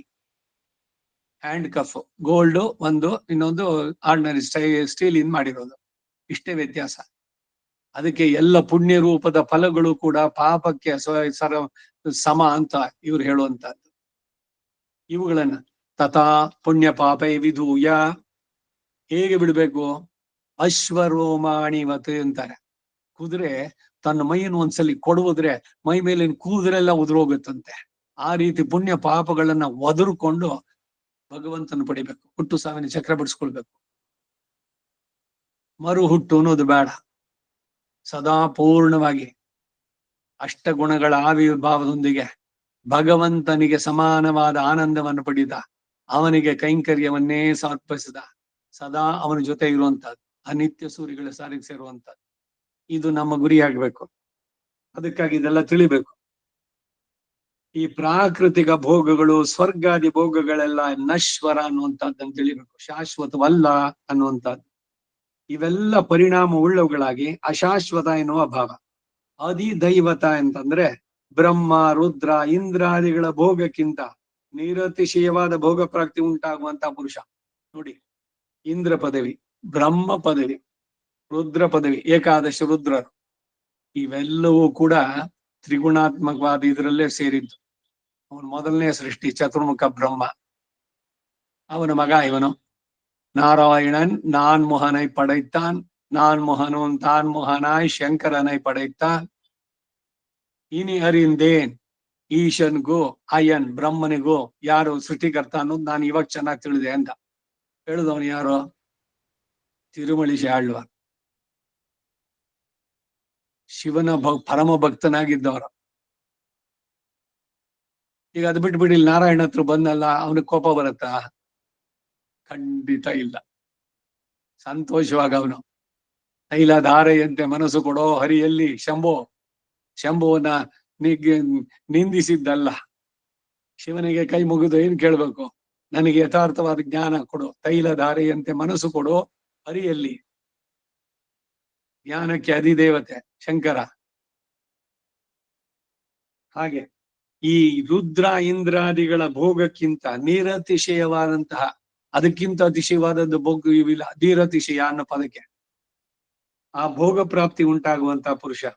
ಅಧಿ ಯಜ್ಞನಾದರೂ ನಾನೇ. ಯಾರು? ಪರಮಾತ್ಮ. ಅದನ್ನ ಹೇಳ್ತಾ ಇದ್ದೇನೆ.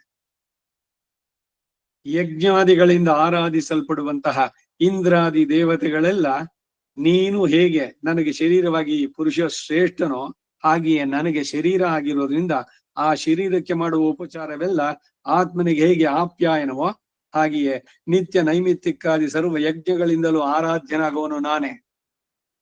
ಬ್ರಹ್ಮಾರ್ಪಣಂ ಬ್ರಹ್ಮಾವಿ ಬ್ರಹ್ಮಣ ಬ್ರಹ್ಮೈವತೇನ ಗಂತವ್ಯಂ ಬ್ರಹ್ಮ ಕರ್ಮ ಸಮಾಧಿನ.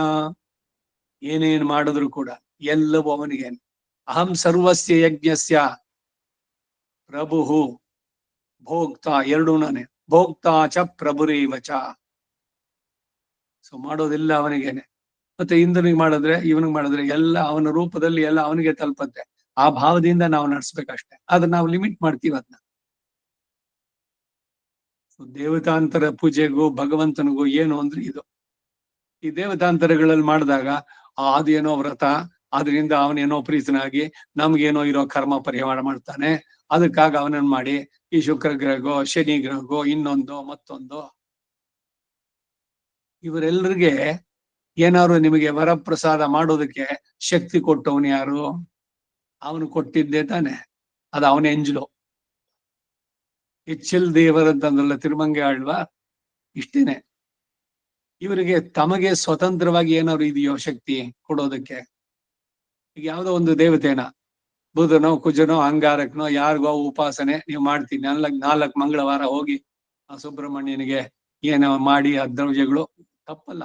ಅದೇನು ಮಾಡಿದ್ರಿ, ಅದರಿಂದ ಏನು ನೀವು ಮೋಕ್ಷ ಕೊಡ್ತಾನ ಅವನು?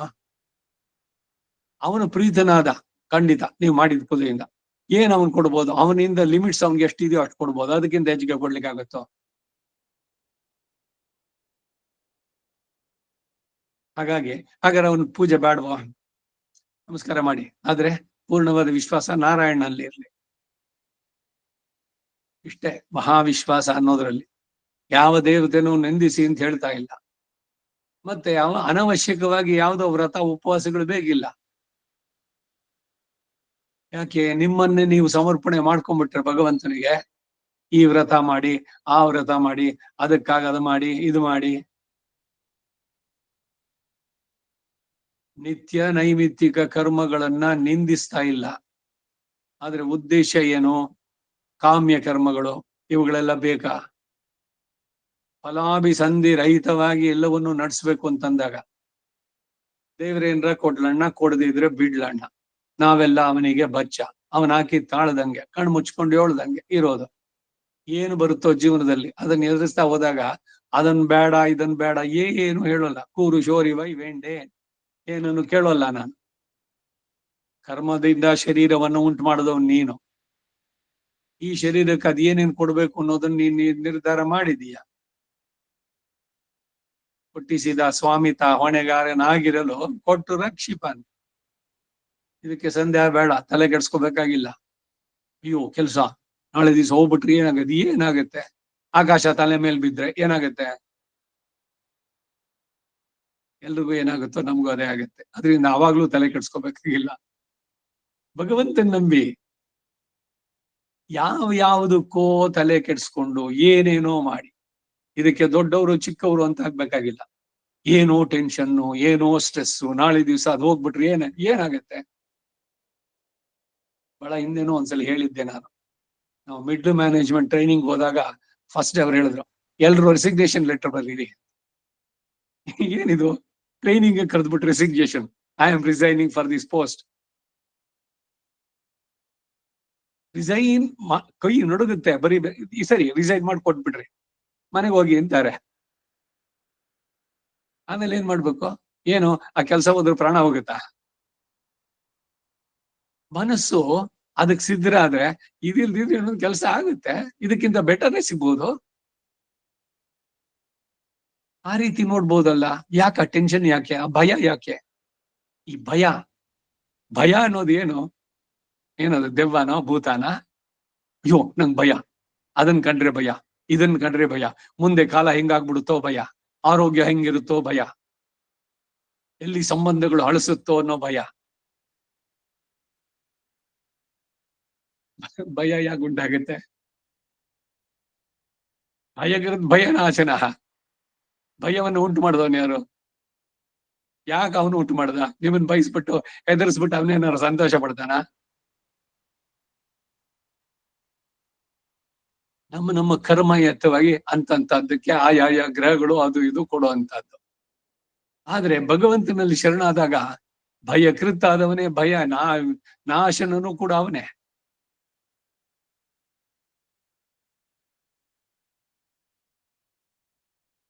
ಇವೆಲ್ಲ ಮನಸ್ಸಿನ ಬೇರೆ ಬೇರೆ ಭಾವಗಳು.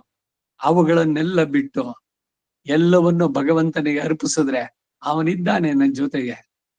ಸೂರ್ಯ ನಾಳೆ ದಿವಸ ಪಶ್ಚಿಮದಲ್ಲಿ ಹುಟ್ಲಿ, ವಿಶ್ವ ಯುದ್ಧ ಶುರುವಾಗಿದೆ, ರಷ್ಯಾ ಇನ್ನು ಎಲ್ಲ ಕಡೆನಲ್ಲೂ ಶುರುವಾಗ್ಲಿ, ಎಲ್ಲ ಕಡೆನೂ ಹೊಡೆದಾಡ್ಲಿ. ಜನಕ ಕಾಲಕ್ಷೇಪ ಕೂತಿದ್ದ. ಯೋಗದಿಂದ ಅವನ ಮಿಥಿಲಾ ಪಟ್ಟಣವನ್ನು ಸುಟ್ಟು ಹೋಗುವಂತೆ ಒಂದು ತೋರಿಸಿದ ಗುರು ಆದವನು. ಬೇರೆಯವರೆಲ್ಲ ಅಯ್ಯೋ ಜನಕ, ನಿನ್ನ ಅರಮನೆ, ನಿನ್ನ ನಗರ ಸುಟ್ಟು ಹೋಗ್ತಾ ಇದೆ ಅಂತ. ಮಿಥಿಲೆ ಸುಟ್ರೆ ನನಗೇನು ಅಂದ ಅವನು. ಹಾಗಾದ್ರೆ ಏನು ಕೇರ್ಲೆಸ್ ಆಗಿರ್ಬೇಕಾ? ಮನುಷ್ಯ ಪ್ರಯತ್ನ ಎಷ್ಟಿದೆಯೋ ಅಷ್ಟು ಮಾಡಿ, ಅದ್ರ ಮೇಲೆ ತಲೆ ಕೆಡ್ಸ್ಕೋಬೇಡಿ ಇನ್ನೋದಕ್ಕೆ ಸಂದೇಶ ಇದೆಲ್ಲ. ಏನು ಬರುತ್ತೆ ಧೈರ್ಯವಾಗಿ ಎದುರಿಸಿ. ಭಗವಂತ ಇದ್ದಾನೆ, ಬಂದದ್ದೆಲ್ಲ ಬರಲಿ, ಗೋವಿಂದನ ದಯೆ ಒಂದಿರ್ಲಿ, ಅವನಲ್ಲಿ ನಂಬಿಕೆ ಕಳ್ಕೊಳ್ಳೋದು ಬೇಡ ಅಷ್ಟೇ. ಕರ್ಮಯುಕ್ತವಾಗಿ ಏನು ಬಂತು, ಬೆಟ್ಟದ ಹಾಗೆ ಬರುವಂತಹ ಸಮಸ್ಯೆಗಳು ಹುಲ್ಲುಗಡ್ಡಿಯಂತೆ ಪರಿಹಾರ ಆಗೋದಕ್ಕೂ ಅವನೇ ಕಾರಣ. ನೀವು ಅವನಲ್ಲಿ ವಿಶ್ವಾಸವನ್ನ ಇಟ್ಟರೆ.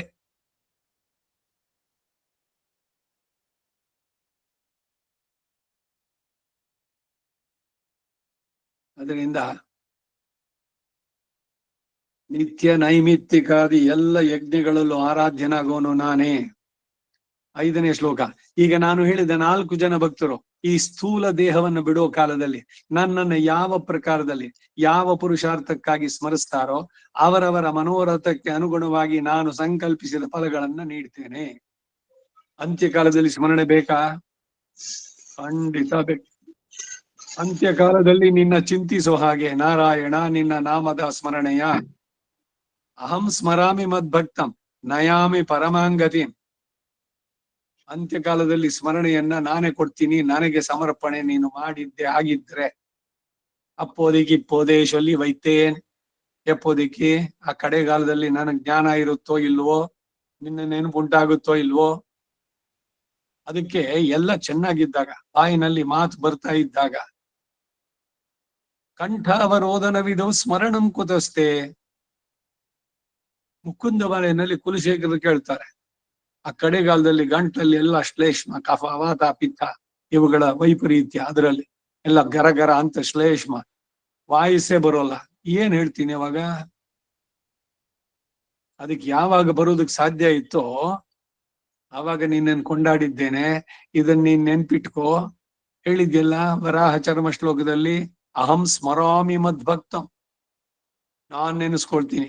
ಯಾರು ಎಲ್ಲ ಚೆನ್ನಾಗಿದ್ದಾಗ ನನ್ನನ್ನು ನೆನೆಸ್ಕೊಂಡು ನನ್ನಲ್ಲಿ ಶರಣಾಗಿದ್ದಾನೋ ಅವನನ್ನ, ಅವನ ಕಡೆ ಗತಿ, ಅವನ ಜ್ಞಾನವೇ ಇಲ್ಲ, ಕೋಮಾ ಸ್ಟೇಜ್ ಹೋಗಿದ್ರು ಕೂಡ ಅವನ ಶರೀರ ಬಿಡೋ ಸಮಯ ನಾನ್ ಜ್ಞಾಪಿಸ್ಕೊಂಡು ನಯಾಮಿ ಪರಮಾಂಗತಿ, ನಾನೇ ಕೈ ಹಿಡಿದು ಕರ್ಕೊಂಡು ಹೋಗ್ತೀನಿ ಅಂತಾನೆ. ಕೈ ಹಿಡಿದು ನಡೆಸೆನ್ನೇನು ಕರುಣಾಳು ಬಾ ಬೆಳಕೆ ಮುಸುಕಿದಿ ಬಬ್ಬಿನಲ್ಲಿ ಮೊಬ್ಬು. ಈ ದೇಹವೇ ನಾನು ಅನ್ನೋ ಭ್ರಮೆ, ಆ ಅಜ್ಞಾನದಲ್ಲಿ ಇದ್ನಲ್ಲ, ನೀನು ಕರುಣಾಳು ಪರಮ ಕಾರುಣಿಕ ಸ್ಥಿರ ಪರಿಪೂರ್ಣ ಕರಾವಲಂಬಂ ಲಕ್ಷ್ಮೀ ನೃಸಿಂಹ ಮಾಮ ದೇಹಿ ಕರಾವಲಂಬನ್. ಕರದ ಅವಲಂಬನ ಅವನ ಕೈಯಿನ ಇದು. ಚಿಕ್ಕ ಮಗು ಹೆಜ್ಜೆ ಇಡ್ತಾ ಇದೆ, 2 ಹೆಜ್ಜೆ ಇಳುತ್ತೆ, ಮತ್ತೆ ಕೆಳಗಡೆ ಕೂತ್ಕೊಳ್ಳುತ್ತೆ, ತತ್ತರಿಸ್ಕೊಂಡು ಮತ್ತೆ ಇದಿರುತ್ತೆ, ಅದಕ್ಕೆ ಸಪೋರ್ಟ್ ಕೈ ಕೊಟ್ಟು ನಡೆಸಿದ್ರೆ. ಹಾಗೆ ನಾನು ನಿನ್ನ ಕೈನಲ್ಲಿ ಇನ್ನು ಹೆಜ್ಜೆ ಇಡುವಂತ ಒಂದು ಮಗು, ಕೈ ಹಿಡಿದು ನಡೆಸೇನ್ ನಾನು. ಈ ಅಜ್ಞಾನದಿಂದ ತಮಸೋಮ ಜ್ಯೋತಿರ್ಗಮಯ ಮೃತ್ಯೋರ್ಮ ಅಮೃತಂಗಮಯ. ಕೈ ಹಿಡಿದು ನಡೆಸಬೇಕಾದವನು, ದಾರಿಯನ್ನ ತೋರಿಸೋನು ನೀನೇನೆ. ನೀನ್ ಹೇಳ್ಕೊಂಡಿದೀಯ ಅದನ್ನ ನಿನಗೆ, ನೀನು ನಿನ್ನ ಇದಕ್ಕೆ ಏನು ಶಪಥವನ್ನು ಮಾಡಿದೀಯೋ ಅದಕ್ಕೆ ಬದ್ಧನು ತಾನೇ ನೀನು. ಶರಣಾಗತ ರಕ್ಷೈಕ ವ್ರತಿ.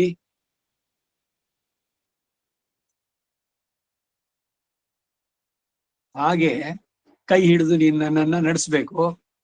ಈ ಸ್ಥೂಲ ದೇಹವನ್ನ, ಸ್ಥೂಲ ಅಂದ್ರೇನು? ಕಣ್ಣಿಗೆ ಕಾಣುವಂತ ಶರೀರ. ಅದು ಬಿಡೋ ಕಾಲದಲ್ಲಿ ನನ್ನನ್ನ ಯಾವ ಪ್ರಕಾರದಲ್ಲಿ ಯಾವ ಪುರುಷಾರ್ಥಕ್ಕಾಗಿ ನಾವು ಸ್ಮರಿಸ್ತಾರೋ ಅಂತ್ಯಕಾಲದ ಸ್ಮರಣೆ. ಅವನು ಜಿಂಕೆ ನೆನೆಸ್ಕೊಂಡ, ಅವನು ಜಡ ಬರ್ದ, ಅದಕ್ಕಾಗಿ ಜಿಂಕಿಯಾಗೆ ಹುಟ್ಟದ. ಆ ಜಿಂಕಿಯಾಗಿ ಹುಟ್ಟಿದಾಗ ಹಿಂದೆ ಮಾಡಿದ್ದು ಸುಕೃತ ಇತ್ತಲ್ಲ, ಅದನ್ನ ರಕ್ಷಣೆ ಮಾಡಿ ಎಲ್ಲ ಮಾಡಿದ್ದು, ಅದರಿಂದ ಅಪೂರ್ವ ಜನ್ಮದ ಸ್ಮರಣೆ ಕೂಡ ಇತ್ತು. ಮುಂದಕ್ಕೆ ಜಡಭರತನಾಗಿ 3ನೇ ಜನ್ಮ ಯಾವುದಕ್ಕೂ ಅಂಟ್ಕೊಳ್ಳಿಲ್ಲ. ತಂದೆ ತಾಯಿ ಎಲ್ರೂ ಅಷ್ಟೇ. ಏನು ಇವ್ ನಾಳಗ್ ಹೋಗ್ಬಿಡ್ತಾನಲ್ಲ ಪಾಪ, ಅವ್ನಿಗೆ ಏನಾದ್ರು ಮಾಡ್ಬೇಕು ಅಂತ ಏನೇನೋ ವಿದ್ಯೆ ಹೇಳ್ಬೇಕು ಅಂತ ಬೇಕು ಅಂತ್ಗೇನೆ ಯಾವ್ದನ್ನು ಕಲಿಲ್ಲ. ಎಲ್ರ ಮುಂದೆ ಹುಚ್ಚ, ಬೆಪ್ಪ, ದಡ್ಡ, ಮೂರ್ಖ, ಹುಟ್ಟಾಳ ಅನ್ನಿಸ್ಕೊಂಡ ಎಲ್ರಿಂದ. ಸ್ವಂತ ಅಣ್ಣ ತಮ್ಮಂದ್ರು ಅವನ ಆಸ್ತಿನೆಲ್ಲ ಕಿತ್ಕೊಂಡ್ರು, ಇವನ್ಗೆ ಏನು ಕೊಡ್ಲಿಲ್ಲ. ರಸ್ತೆನಲ್ಲಿ ಬೀದಿನಲ್ಲಿ ಮಲಗಿದ್ದ, ಯಾರು ಅನ್ನ ಹಾಕಿದ್ರೆ ಸರಿ ಪರವಾಗಿಲ್ಲ ಈ ಕೆಲಸ ಮಾಡ್ದ, ದುಡ್ಡು ಕೇಳಲಿಲ್ಲ ಇವನು. ಅವ್ರು ಕೊಟ್ಟು ತಗೊಂಡ ಇಲ್ದಿದ್ರು ಸುಮ್ನೆ ಹೋದ. ಯಾವುದಕ್ಕೂ ಅಟ್ಯಾಚ್ಮೆಂಟೇ ಇಲ್ಲ. ಎಷ್ಟು ಆನಂದವಾಗಿದ್ದ ಅಂತ. ಎಲ್ಲೋ ಇದ್ದ, ಏನೋ ಮಾಡ್ದ. ಅವನಂತೆ ಅಂಟಿಯು ಅಂಟದಂತಿರೋ ಸಂಸಾರದಲ್ಲಿ ಪದ್ಮ ಪತ್ರಮೈವಾಂಬಸ, ತಾವರೆಯ ಎಲೆ ಇದೆಯಲ್ಲ ನೀರಿನಲ್ಲಿ, ಅದು ಕೊಳೆಯೋದಿಲ್ಲ, ನೀರೊಳಗಡೆ ಇರುತ್ತೆ. ಅದ್ರ ಮೇಲೆ ನೀರು ಹನಿಗಳು ಮುತ್ತಿನಂತೆ ಇದ್ರಿ ಎದ್ದಿದ ತಕ್ಷಣ ಎಲ್ಲ ಬಿದ್ದೋಗುತ್ತೆ. ಆ ರೀತಿನಲ್ಲಿ ಬಾಳಿನಲ್ಲಿ ಇರೋದನ್ನ ಕಲ್ತ್ಕೋ. ಡೋಂಟ್ ಗೆಟ್ ಕೆಳಗಡೆ ತುಂಬಾ ಹೋದ್ರೆ ಸಂಸಾರದಲ್ಲಿ ಬರೀ ರಾಡಿ ಕೆಸರಿ ಇರೋದು. ಕೆಸರಿನಲ್ಲಿ ಆ ಕಮಲ ಉಂಟಾಗೋದು. ಆ ಕೆಸರೇನಾರು ಅಂಟ್ಕೊಳ್ಳುತ್ತೋ. ಹಾಗೆ ಈ ಸಂಸಾರ ಯಾಕೆ ಕೊಟ್ಟ ಮತ್ತೆ ಇದೆಲ್ಲ? ಈ ಮಾಯೆ, ಈ ಸಂಸಾರ, ಹೆಂಡತಿ ಮಕ್ಕಳು ಸಂಬಂಧಗಳು, ಅವರು ಇವರು, ಅವ್ರಿಗಾಗಿ ಮಾಡು ಮೋಹಕ್ಕಾಗಿ. ಅಯ್ಯೋ ನನ್ನ ಮಗ, ಅಯ್ಯೋ ನನ್ನ ಮೊಮ್ಮಗಳು, ಅಯ್ಯೋ ನನ್ನ ಮೊಮ್ಮಗ, ಅವ್ರಿಗಾಗಿ ನಾನ್ ಮಾಡ್ಬೇಕು. ಅವನಿಗೆ ಮದ್ವೆ ಆಗೋ ತನಕ ನಾನು ಇದ್ಬಿಟ್ರೆ ಏನು ನಿಮ್ಗೆ ಮೋಕ್ಷ ಸಿಗುತ್ತಾ? ಮೊಮ್ಮಗನ್ ಮದ್ವೆ, ನಾವು ಮೊಮ್ಮಗಳ ಮದ್ವೆ ನಾವು ನೋಡಿದ್ರೆ ಕರೆ ಬಂದಾಗ ಹೊರಡ್ತಾ ಇರೋದು ಯಾರಿಗೆ? ಇಂಗಿತ ಜ್ಞಾನವಿಲ್ಲದ ಬಂಧು ಪರಿವಾರ, ಹಂಗಿಸುವ ಛಲವುಳ್ಳ ಸತಿ ಪುತ್ರ ಸಖರು, ಬಂಗಾರದ ಸಿಚುಚ್ಚ ಸಿಂಗರದ ಬೊಟ್ಟೆನೆವ ಮಂಗಬುದ್ಧಿಯ ಜನರು. ಏನೇನು ದುಃಖ, ಯಾವ್ದಕ್ಕೋ ಎಲ್ಲ ನಗು ಬರುತ್ತೆ. ನಗೆಯೂ ಬರುತ್ತಿದೆ, ನಗೆಯೂ ಬರುತ್ತಿದೆ, ನನಗಲ್ಲ, ದಾಸರಾಡಿದ್ದು. ಜಗದ ನೀತಿಗಳನ್ನು ನೋಡಿದ್ರೆ ನಗೆ ಬರುತ್ತೆ ಅಂತ, ಅದನ್ನೇ ಎಷ್ಟೆಲ್ಲ ತೀವ್ರವಾಗಿ. ಅದರಿಂದ ಸ್ಥೂಲ ಶರೀರ ಬಿಡೋ ಕಾಲದಲ್ಲಿ ಯಾವ ಪ್ರಕಾರದಲ್ಲಿ ಯಾವ ಪುರುಷಾರ್ಥಕ್ಕಾಗಿ ನನ್ನನ್ನ ನೀವು ಸ್ಮರಿಸ್ತೀರೋ ಅವರವರ ಮನೋರಥಕ್ಕೆ ಅನುಗುಣವಾಗಿ ನಾನು ಸಂಕಲ್ಪಿಸಿದ ಫಲಗಳನ್ನ ನಾನು ನೀಡ್ತೇನೆ. ಏನ್ ಕೇಳ್ತಾರೋ ಅಂತ್ಯಕಾಲದಲ್ಲಿ ಸ್ಮರಣೆ. ಅದಕ್ಕೆ ಅವರು ಆಳ್ವಾರ್ ಹೇಳಿದ್ರು, சொல்லலாம் போதே உன் நாமமெல்லாம் சொல்லினேன், என்னை நீ காக்க வேண்டும் மரங்கத்தரவணை பள்ளிಯಾನೆ, ಯು ಮಸ್ಟ್ ಪ್ರೊಟೆಕ್ಟ್ ಮೀ. ನೀನ್ ಹೇಳಿದ್ಯಲ್ವಾ, ನಿಂದೇ ಮಾತು. Will you stick on to your promise? ರಾಮೋದಿರ್ ನಾಭಿಭಾಷತೆ. 6ನೇ ಶ್ಲೋಕ. ಈ ಮೇಲಿನ ವಿಷಯವನ್ನೇ ಸುವ್ಯಕ್ತವಾಗಿ ತಿಳಿಸ್ತಾರೆ. ಯಾವ ಭಕ್ತನೋ ಯಾವುದನ್ನ ಸ್ಮರಿಸಿಕೊಂಡು ದೇಹ ತ್ಯಾಗ ಮಾಡ್ತಾನೋ ಅದಕ್ಕೆ ಅನುಗುಣವಾಗಿ ಸರ್ವೇಶ್ವರನಿಂದ ಸಂಕಲ್ಪಿಸಲ್ಪಟ್ಟ ಭಾವವನ್ನ ಹೊಂದುತ್ತಾನೆ. ಅಂತ್ಯಕಾಲದ ಸ್ಮರಣೆ ಬೇಕು ಅನ್ನೋದಕ್ಕೆ ಹೇಳ್ತಾ ಇರೋದು. ಮಾಡಿದ ಅಭ್ಯಾಸದಲ್ಲಿ ಪರಮ ಪುರುಷನನ್ನೇ ಹೊಂದಬೇಕೆಂಬ ಕಾಮನೆ ಸದಾ ಇದ್ದರೆ ಸಾಯುವಾಗಲೂ ಆ ಭಾವನೆಯೇ ಉಂಟಾಗಿ ಉತ್ತರ ಜನ್ಮದಲ್ಲಿ ಅದನ್ನು ಹೊಂದುತ್ತಾನೆ ಅನ್ನೋದು ಅರ್ಥ. ನೆಲದ ಬೇಸಾಯ ಒಳ್ಳಿತಾಗಿರೆ ನಿನಗೆ ಫಲ ಮಾಗುದೆಂಬ ಸಂಖ್ಯೆ ಉಂಟೆ. ಕಡೆಯಲ್ಲಿ ಒಳಿತರೊಳೆ ನೀ ಬಾಳು, ಫಲ ಎಂತಿದ್ದರೆ ಇಳೆಯ ಬಾಗಿಲು ಪರಕೆ. ಪ್ರತಿ ದಿನದ ನಿಮ್ಮ ಬಾಳು ಚೆನ್ನಾಗಿದ್ರೆ, ನೀವು ದಿನಾಗ್ಲೂ ಭಗವಂತನ ನೆನೆಸ್ಕೊಂಡಿದ್ರೆ, ಬೆಳಗಾದ ತಕ್ಷಣ ಗತಿ ಚಿಂತನಾಧಿಕಾರ, ಅದರದ್ದು ಸ್ಮರಣೆ, ಇವುಗಳನ್ನೆಲ್ಲ ಮಾಡಿದ್ದಾದ್ರೆ ಅಂತ್ಯಕಾಲದಲ್ಲೂ ಕೂಡ ಸಹಜವಾಗಿ ಅದು ಬಂದೇ ಬರುತ್ತೆ. ಸಂದೇಹನ ಇಲ್ಲ ಅನ್ನೋದಕ್ಕೆ ಪ್ರೂಫ್ ಇದು 8ನೇ ಅಧ್ಯಾಯದ 6ನೇ ಶ್ಲೋಕ. ಅದಕ್ಕಾಗಿ ಪ್ರತಿದಿನ ಯಾವುದೋ ಕಡೆನಲ್ಲಿ ಮಾಡಿದ್ರಾಯ್ತು, 60 ವರ್ಷ ಆದ್ಮೇಲೆ ಅಧ್ಯಾತ್ಮ ಶುರು ಮಾಡ್ಕೊಳ್ಳೋಣ, ಈಗಲೇ ಯಾಕೆ, ಈಗ ಹೋಗಿ ಮಾಲ್ ಸುತ್ತೋಣ, ಇಲ್ಲ ಯಾವ್ದೋ ರೆಸಾರ್ಟ್. ಭಾನುವಾರ ದಿವಸಗಳು ಅಂದ್ರೆ ಯಾರು ಮನ್ಲಿ ಇರೋಲ್ಲ. ಏನ್ ಸಿಗುತ್ತೆ ಅಲ್ಲಿ? ಎಲ್ಲೋ ಹೋಗಿ ಏನೋ ಒಂದಿದ್ದು. ಇವನ್ನು ಸೋಮವಾರ ದಿವಸ ಇನ್ನು ಮತ್ತೆ ಕತ್ತೆ ದುಡ್ತಾ ಶುರು. ಅದಕ್ಕಾಗಿ ರಾತ್ರಿ 12 ಗಂಟೆಗೆ ಬಂದು ಬೆಳಗ್ಗೆ 6 ಗಂಟೆಗೆ ಗಡಬಡ, ಎಲ್ಲಿ ಆ ಪುಸ್ತಕ, ಎಲ್ಲಿ ಇದೆಲ್ಲಿ, ನನ್ನ ಮೊಬೈಲ್ ಎಲ್ಲಿ, ಫೋನ್ ಎಲ್ಲಿ, ಅದ್ದೆಲ್ಲಿ ಇದ್ದೆಲ್ಲಿ, ಮತ್ತೆ ಟೆನ್ಷನ್, ಮತ್ತೆ ಇದು, ಮತ್ತದೇ ಬೇಸರ, ಅದೇ ಸಂಜೆ, ಅದೇ ಏಕಾಂತವನ್ನು ಅದಿತ್ತು, ಮತ್ತದೇ ಕೆಲಸ, ಅದೇ ವೀಕೆಂಡು, ಅದೇ ರಿಸಾರ್ಟು. ಇದ್ರಲ್ಲಿ ಸುಖ ಇದೆಯಾ?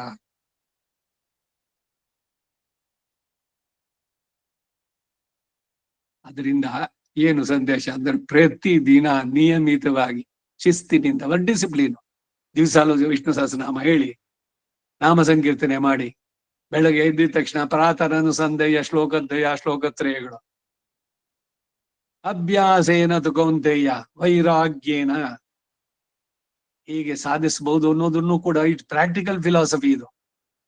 ಭಗವದ್ಗೀತೆ ಅವನು ಹೇಳುವಂತದ್ದು ಸುಮ್ನೆ ಏನೋ ಕೇಳ್ಬಿಟ್ಟು ಕೆನೆ ತಟ್ಕೊಂಡು ನಂಗೆ ಪುಣ್ಯ ಬಂತು ಅಂತ ಕೇಳೋದಲ್ಲ. ನಮ್ಮ ಜೀವನದಲ್ಲಿ ನಾವು ಅಳವಡಿಸ್ಕೊಳ್ಬೇಕು. ಅಳವಡಿಸಿಕೊಂಡ್ರೆ ನೀವು ಅಷ್ಟು ಸಂತೋಷವಾಗಿ ನೆಮ್ಮದಿಯಿಂದ ಇಲ್ಲಿ ಬಾಳ್ತೀರಿ, ಹಾಗೇನೆ ಅನಾಯಾಸವಾಗಿ ಶರೀರವನ್ನು ಬಿಡ್ತೀರಿ, ಆ ಅರ್ಚಿರಾದಿ ಗತಿಯಿಂದ ಮೋಕ್ಷ ಸಾಮ್ರಾಜ್ಯವನ್ನು ಪಡೆಯೋದಕ್ಕೆ ಸಾಧ್ಯ. ಎಲ್ಲದಕ್ಕೂ ಮೂಲತಃ ಪ್ರತಿದಿನದ ಇದಿರ್ಬೇಕು, ನಿತ್ಯ ನೈಮಿತ್ತಿಕ ಕರ್ಮಗಳು. ಮಾಡಿದ ಅಭ್ಯಾಸದಲ್ಲಿ ಪರಮ ಪುರುಷನನ್ನೇ ಹೊಂದಬೇಕು ಎಂಬ ಕಾಮನೆ ಸದಾ ಇದ್ದರೆ ಸಾಯುವಾಗಲೂ ಆ ಭಾವನೆಯೇ ಉಂಟಾಗಿ ಉತ್ತರ ಜನ್ಮದಲ್ಲಿ ಅದನ್ನು ಪಡೆಯುತ್ತಾನೆ. ಮುಂದಿನ ಜನ್ಮದ ಈ ಶರೀರ ಬಿಟ್ಟ ಮೇಲೆ, ಕರ್ಮದ ಶರೀರ ಬಿಟ್ಟಿದ ತಕ್ಷಣ ಅವನಿಗೆ ಸಿಗತ್ತೆ. ಅದನ್ನ ನೀವು ಪಡೆಯಬೇಕಾದದ್ದು ಅಂತ ಬಯಸಿದ್ದೆ ಆದರೆ. 7ನೇ ಶ್ಲೋಕ. ಯಾವಾಗಲೂ ಸ್ಮರಿಸುತ್ತಿದ್ದಕ್ಕೆ ಅನುಗುಣವಾಗಿ ಅಂತಿಮ ಸ್ಮೃತಿ ಉಂಟಾಗುವುದರಿಂದ ನೀನು ನನ್ನಲ್ಲೇ ಸಮರ್ಪಿಸಲ್ಪಟ್ಟಂತ ಮನಸ್ಸು ಬುದ್ಧಿಗಳನ್ನ ಉಳ್ಳವನಾಗಿ ದೇಹ ಅವಸಾನದವರೆಗೂ, ಈ ಶರೀರ ಬೀಳೋ ತನಕ ಕ್ಲಿಪ್ತ ಕಾಲದಲ್ಲಿ ನನ್ನನ್ನ ನೀನು ಉಪಾಸಿಸತಕ್ಕದ್ದು. You must.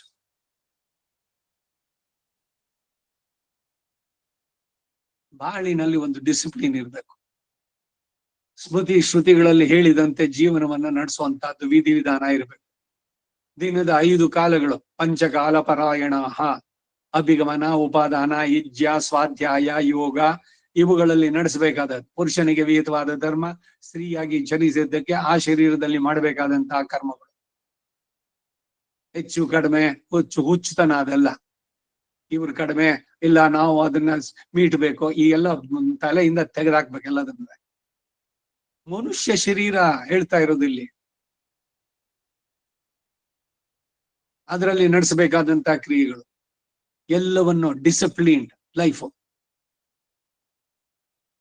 ಹಾಗೆ ನಡೆಸಿದ್ದೆ ಆದ್ರೆ ಎಲ್ಲ ಬರುವಂತಹದ್ದು. ನನ್ನಲ್ಲೇ ಸಮರ್ಪಿಸಲ್ಪಟ್ಟಂತಹ ಬುದ್ಧಿಯುಳ್ಳವನಾಗಿ ದೇಹ ಅವಸಾನದವರೆಗೂ. ರಾಮಾನುಜರಿಗೆ ರಂಗನಾಥ ಏನು ಹೇಳಿದ್ದು? ಶರೀರಪಾತ ಸಮಯೇತು ಕೇವಲಂ ಮದೀಯೈವ ಕೃಪೆಯ. ಇಲ್ಲೇನೆ ಇದ್ದು ನನ್ನನ್ನೇ ಸ್ಮರಿಸ್ತಾ ಅತ್ರ ಇವ ಶ್ರೀರಂಗೆ ಸುಗಮಾಸ್ವ ಅಂದ್ರು. ನಿನ್ನ ಆಯಸ್ಸು ಮುಗಿಯುತ್ತಲ್ಲ, ಅಲ್ಲಿ ತನಕ ಇದ್ದು ನೀನ್ ಇಲ್ಲಿ ಏನ್ ಮಾಡ್ಬೇಕಾಗಿತ್ತು ಅಂತ ಸಂಕಲ್ಪ ನಾನ್ ಮಾಡಿದ್ನು ಅದರಂತೆ ನಡೆಸ್ತಾ ಆಮೇಲೆ ಬರುವಂತದ್ದು. ಹಾಗೆ ಸಮಯ ಸಿಕ್ಕಾಗದಗಳೆಲ್ಲ ನನ್ನನ್ನೇ ಸ್ಮರಿಸುವ ಅಭ್ಯಾಸವನ್ನಿಡು. ಇದಕ್ಕೇನೆ ಬೇಕು. ಕೃಷ್ಣ ಎನ್ನಬಾರದೆ ಎದ್ದಾಗ, ಕಳಿಸಿದಾಗ ಒಮ್ಮೆ, ಊಟ ಮಾಡಿದಾಗ ಒಮ್ಮೆ, ಸ್ನಾನ ಮಾಡಿದಾಗ ಒಮ್ಮೆ, ಮಲಗಿ ಎದ್ದೇಳ್ಬೇಕಾರೆ, ಮಲಗುವಾಗ, ಸೀನುವಾಗ ಒಮ್ಮೆ, ಊಟ ಮಾಡೋಕ್ ಮೊದಲು, ಊಟ ಆದ್ಮೇಲೆ ನನ್ನನ್ನ ಸ್ಮರಿಸುವಂತ ಅಭ್ಯಾಸ ಇಟ್ಕೋ. ಯಾವತ್ತೋ ಒಂದ್ ದಿವಸ ಬರೋಲ್ಲ ಇದು, ಪ್ರತಿದಿನ. ಈಗ ತಾನೇ ಕಗ್ಗದ ಹೇಳದ್ನೆಲ್ಲ, ಒಬ್ಬ ರೈತ ಚೆನ್ನಾಗಿ ಹೊಳವನ್ನ ಉತ್ತು ಗದ್ದೆಯನ್ನ ಯಾವಾಗ ನೀರ್ ಕೊಡ್ಬೇಕೋ ಎಲ್ಲ ಮಾಡಿ, ಕಳೆಗಳನ್ನೆಲ್ಲ ತೆಗೆದು ಎಲ್ಲ ಮಾಡಿ ಚೆನ್ನಾಗಿ ಮಾಡಿದಾನೆ. ಅವನಿಗೆ ಫಲ ಆಗುವುದೆಂಬ ಶಂಕೆ ಉಂಟೆ, ಏನ್ ಬರುತ್ತೋ ಏನೋ, ಅಥವಾ ಈ ಸಲ ಭತ್ತ ನನಗ್ ಬರುತ್ತೋ ಇಲ್ವೋ ಅನ್ನೋ ಡೌಟ್ ಇದೆಯಾ ಅವನಿಗೆ? ಒಳಿತರೊಳೆ ನೀ ಬಾಳು, ಇಳೆಯ ಬಾಗಿಲು ಪರಕೆ. ಇಲ್ಲಿ ನೀವು ಮಾಡಿದ ಎಕ್ಸರ್ಸೈಸ್ ಚೆನ್ನಾಗಿದ್ರೆ ಫೈನಲ್ ರಿಸಲ್ಟ್ ಖಂಡಿತ ಚೆನ್ನಾಗೇ ಬರುತ್ತೆ. ಪರೀಕ್ಷೆ ಹಿಂದಿನ ದಿವಸ ರಾತ್ರಿ ಎಲ್ಲ ಓದ್ಬಿಡ್ತೀನಿ ಅಲ್ಲ, ಅವತ್ತಮತ್ತಿಂದು ಅವತ್ತವತ್ತಿಗೆ. ಯುಕ್ತಾಹಾರ ವಿಹಾರಸ್ಯ ಯುಕ್ತ ಚೇಷ್ಟಸ್ಯ ಕರ್ಮಸು. ಎಷ್ಟು ಸುಂದರವಾಗಿ ತಿಳಿಸಿದ್ದಾನೆ ಅಂದ್ರೆ, ಹೇಗ್ ಬಾಳ್ಬೇಕು, how you should lead your life. ಸುಮ್ನೆ ಏನೋ ಅಧ್ಯಾತ್ಮ ಸತ್ ಮೇಲೆ ಮೋಕ್ಷ ಸಿಗುತ್ತೆ, ಅದಕ್ಕಾಗಿ ಇಲ್ಲೆಲ್ಲ ಕಷ್ಟಪಡಿ ಒಣಕೊಂಡಿರಿ, ಎಲ್ಲೂ ಹೇಳಿಲ್ಲ. ಸಂತೋಷವಾಗಿದೆ, ಚೆನ್ನಾಗಿದೆ, lead a good life. But ಇದೇನೇ ಪರ್ಮನೆಂಟು ಅಂತ ಅನ್ಕೋಬೇಡಿ.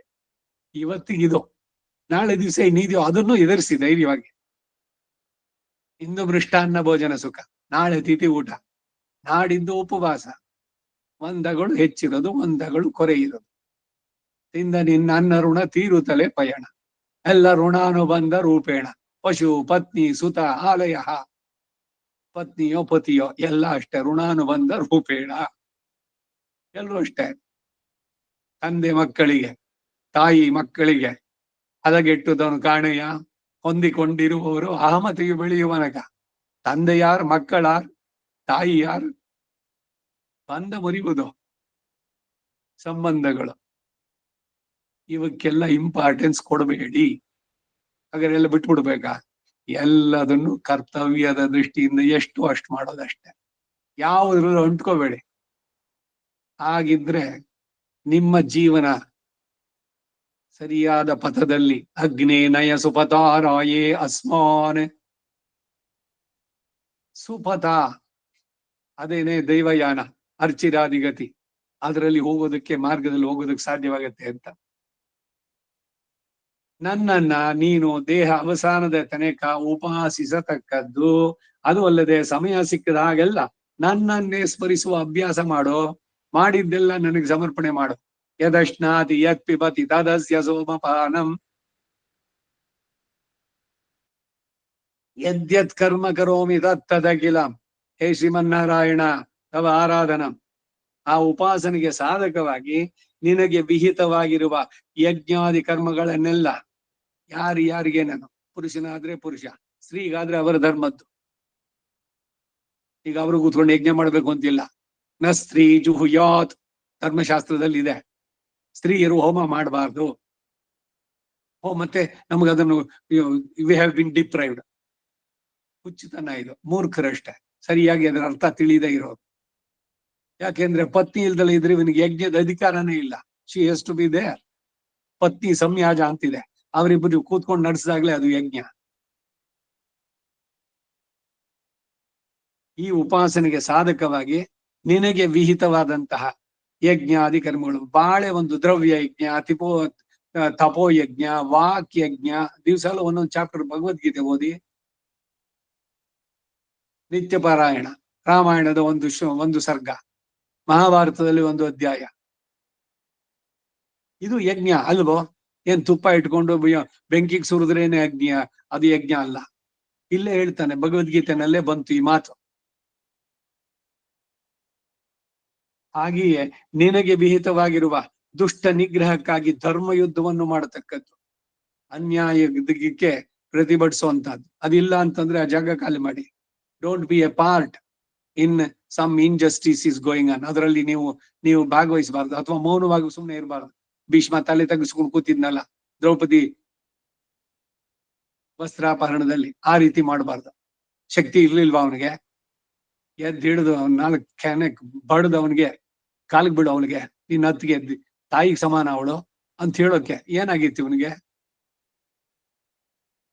ಎಕ್ಸ್ಕ್ಯೂಸ್ ಹೇಳ್ಬೋದು, ಅಯ್ಯೋ ನಾನು ಅವನ ಅಣ್ಣ ತಿದ್ದಿದ್ದು, ನಾನು ಅದಕ್ಕೆ ಬದ್ಧನಾಗಿರ್ತೀನಿ. ಭೀಷ್ಮ ಪ್ರತಿಜ್ಞೆ ಎಷ್ಟು ಸಿಲ್ಲಿಯಾಗಿ ಕಾಣಿಸುತ್ತೆ ಅಂದ್ರೆ, ಆ ಸಿಂಹಾಸನಕ್ಕೆ ನಾನು ಯಾವಾಗ್ಲೂ ಬದ್ಧನಾಗಿರ್ತೇನೆ, ಆ ಸಿಂಹಾಸನದಲ್ಲಿ ಒಬ್ಬ ಸ್ಕೌಂಡ್ರಲ್ಲಿ ಕೂತ್ಕೊಂಡ್ರೆ ಅವನಿಗೂ ಬದ್ಧನಾಗಿರ್ಬೇಕು ಅಂತಿದೆಯೋ?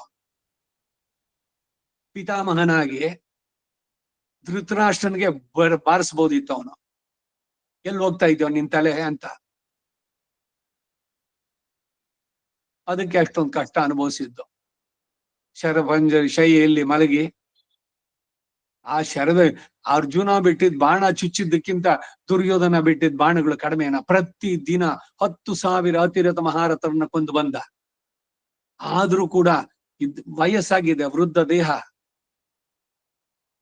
ಮನಸ್ಸಿಗೆ ಬಂದು ನೀನು ಎಷ್ಟೇ ಆದ್ರೂ ನನ್ನ ಉಪ್ಪು ತಿಂದು ನಿನ್ನ ನಿಷ್ಠೆ ಎಲ್ಲ ಪಾಂಡವರ ಕಡೆಗೆ. ಪ್ರತಿ ದಿನ ಬೈತಾ ಇದ್ದಾನೆ. ಮೊಮ್ಮಗನ ಹತ್ರ ಬೈಸ್ಕೊಳ್ಳೋ ಕರ್ಮ ಅವನ್ಗೆ ಯಾಕದು? ಅಲ್ಲೇ ಇರ್ಬೇಕಾಗಿತ್ತು. ಏನ್ 2 ಊಟ ಸಿಕ್ತಿರ್ಲಿಲ್ವ ಅವನ್ಗೆ? ಭೀಷ್ಮ ಪ್ರತಿಜ್ಞೆ ಮಾಡ್ಬಿಟ್ಟಿದೀನಿ, ಏನೋ ಒಂದು ಮೂರ್ಖತನ ಹೇಳ್ಬಿಟ್ಟೆ, ಅದಕ್ಕೇನೆ ನಾನು ಎಲ್ಲದಕ್ಕೂ ಸೇರ್ಕೊಂಡು ಏನೇನು ಅಂದ್ರು ಅನ್ನಿಸ್ಕೋಬೇಕು ಅಂತಿದ್ಯಾ? ಅಧರ್ಮದ ಜೊತೆ ಯಾಕಿದ್ರಿ? ಅನುಭವಿಸಿ.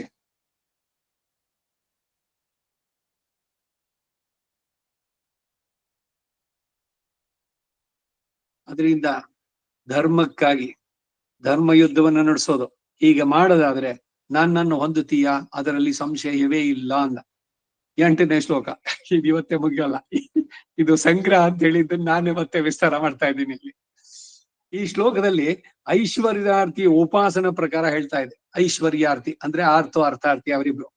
ಪರಮಾತ್ಮನ ದಿವ್ಯಮಂಗಳ ವಿಗ್ರಹವನ್ನ ಸಮಯ ಸಿಕ್ಕಿದಾಗಲೆಲ್ಲ ಸ್ಮರಿಸುತ್ತಿರುವ ಅಭ್ಯಾಸ ಏನು? ಪ್ರತಿದಿನವೂ ಕ್ಲಿಪ್ತ ಕಾಲಗಳಲ್ಲಿ, ಆ ಟೈಮಿಗೆ ಅಂತೀವಲ್ಲ, ಅದು ಕ್ಲಿಪ್ತ ಕಾಲ. ಅಂದ್ರೆ ಬೆಳಗ್ಗೆ ಬೇಗ ಹೇಳ್ಬೇಕು, ಆ ಡಿಸಿಪ್ಲಿನ್ ಹೇಳ್ಬೇಕು. ಅವಾಗ ಯಾವ ಭಾನುವಾರ ಮಲಗಿರ್ತೀನಿ ಆಮೇಲೆ ಹೇಳ್ತೀನಿ, ಮನಸ್ಸನ್ನ ಹರಿ ಬಿಟ್ಬಿಟ್ಟು ಹೊಟ್ಟೋಗುತ್ತೆ. ಅಲ್ಲಿ ನಿಯಮನ ಬೇಕು, ಡಿಸಿಪ್ಲಿನ್ ಬೇಕು ಇನ್ ಲೈಫ್. ಡಿಸಿಪ್ಲಿನ್ ಲೈಫ್ ಅದೇ ಇಲ್ಲ most of this younger generation. ರಾತ್ರಿ 12 ಗಂಟೆಗೆ ಮಲಗೋದು, ಬೆಳಗ್ಗೆ 10:30 11 ಗಂಟೆ ಆದ್ರೂ ಹೇಳೋಂಗಿಲ್ಲ, ಓ ರಜಾ ಇವತ್ತು. ಏನು ಒಂದು ಡಿಸಿಪ್ಲಿನ್ ಬೇಡವೆ? ಯಾವಾಗ್ಲೋ ಸ್ನಾನ, ಏನನ್ನೋ ತಿನ್ನೋದು, ಎಷ್ಟು ಶೋಚನೀಯ. ಬರೀ ದುಡ್ಡೊಂದೇನೆ ಪ್ರಧಾನವಾಗಿರೋದು. ಅಯ್ಯೋಯ್ಯೋ, ಆಫೀಸು, ಮೀಟಿಂಗು, ಕಾಲು ಮಣ್ಣು. ಕೆಲಸ ಮಾಡಬೇಡಿ ಅಂತ ಹೇಳ್ತಾ ಇಲ್ಲ, ನಿಮಗಾಗಿ ಸ್ವಲ್ಪ ನಿಮ್ಮ ಆತ್ಮದ ಉದ್ಧಾರಕ್ಕೆ ಬೇಡವೆ? 24 ಗಂಟೆನೂ ಹೊಟ್ಟೆ ಪಾಡಿದ್ದು ಒಂದಕ್ಕೇನೆ ನಿಮ್ಮ ಜೀವನವನ್ನೇ ಮುಡುಪಾಗಿ ಕೊಟ್ಬಿಟ್ಟಿರೋದ? ಯಾಕೆ ಬೇಕು ಅಷ್ಟು ದುಡ್ಡು?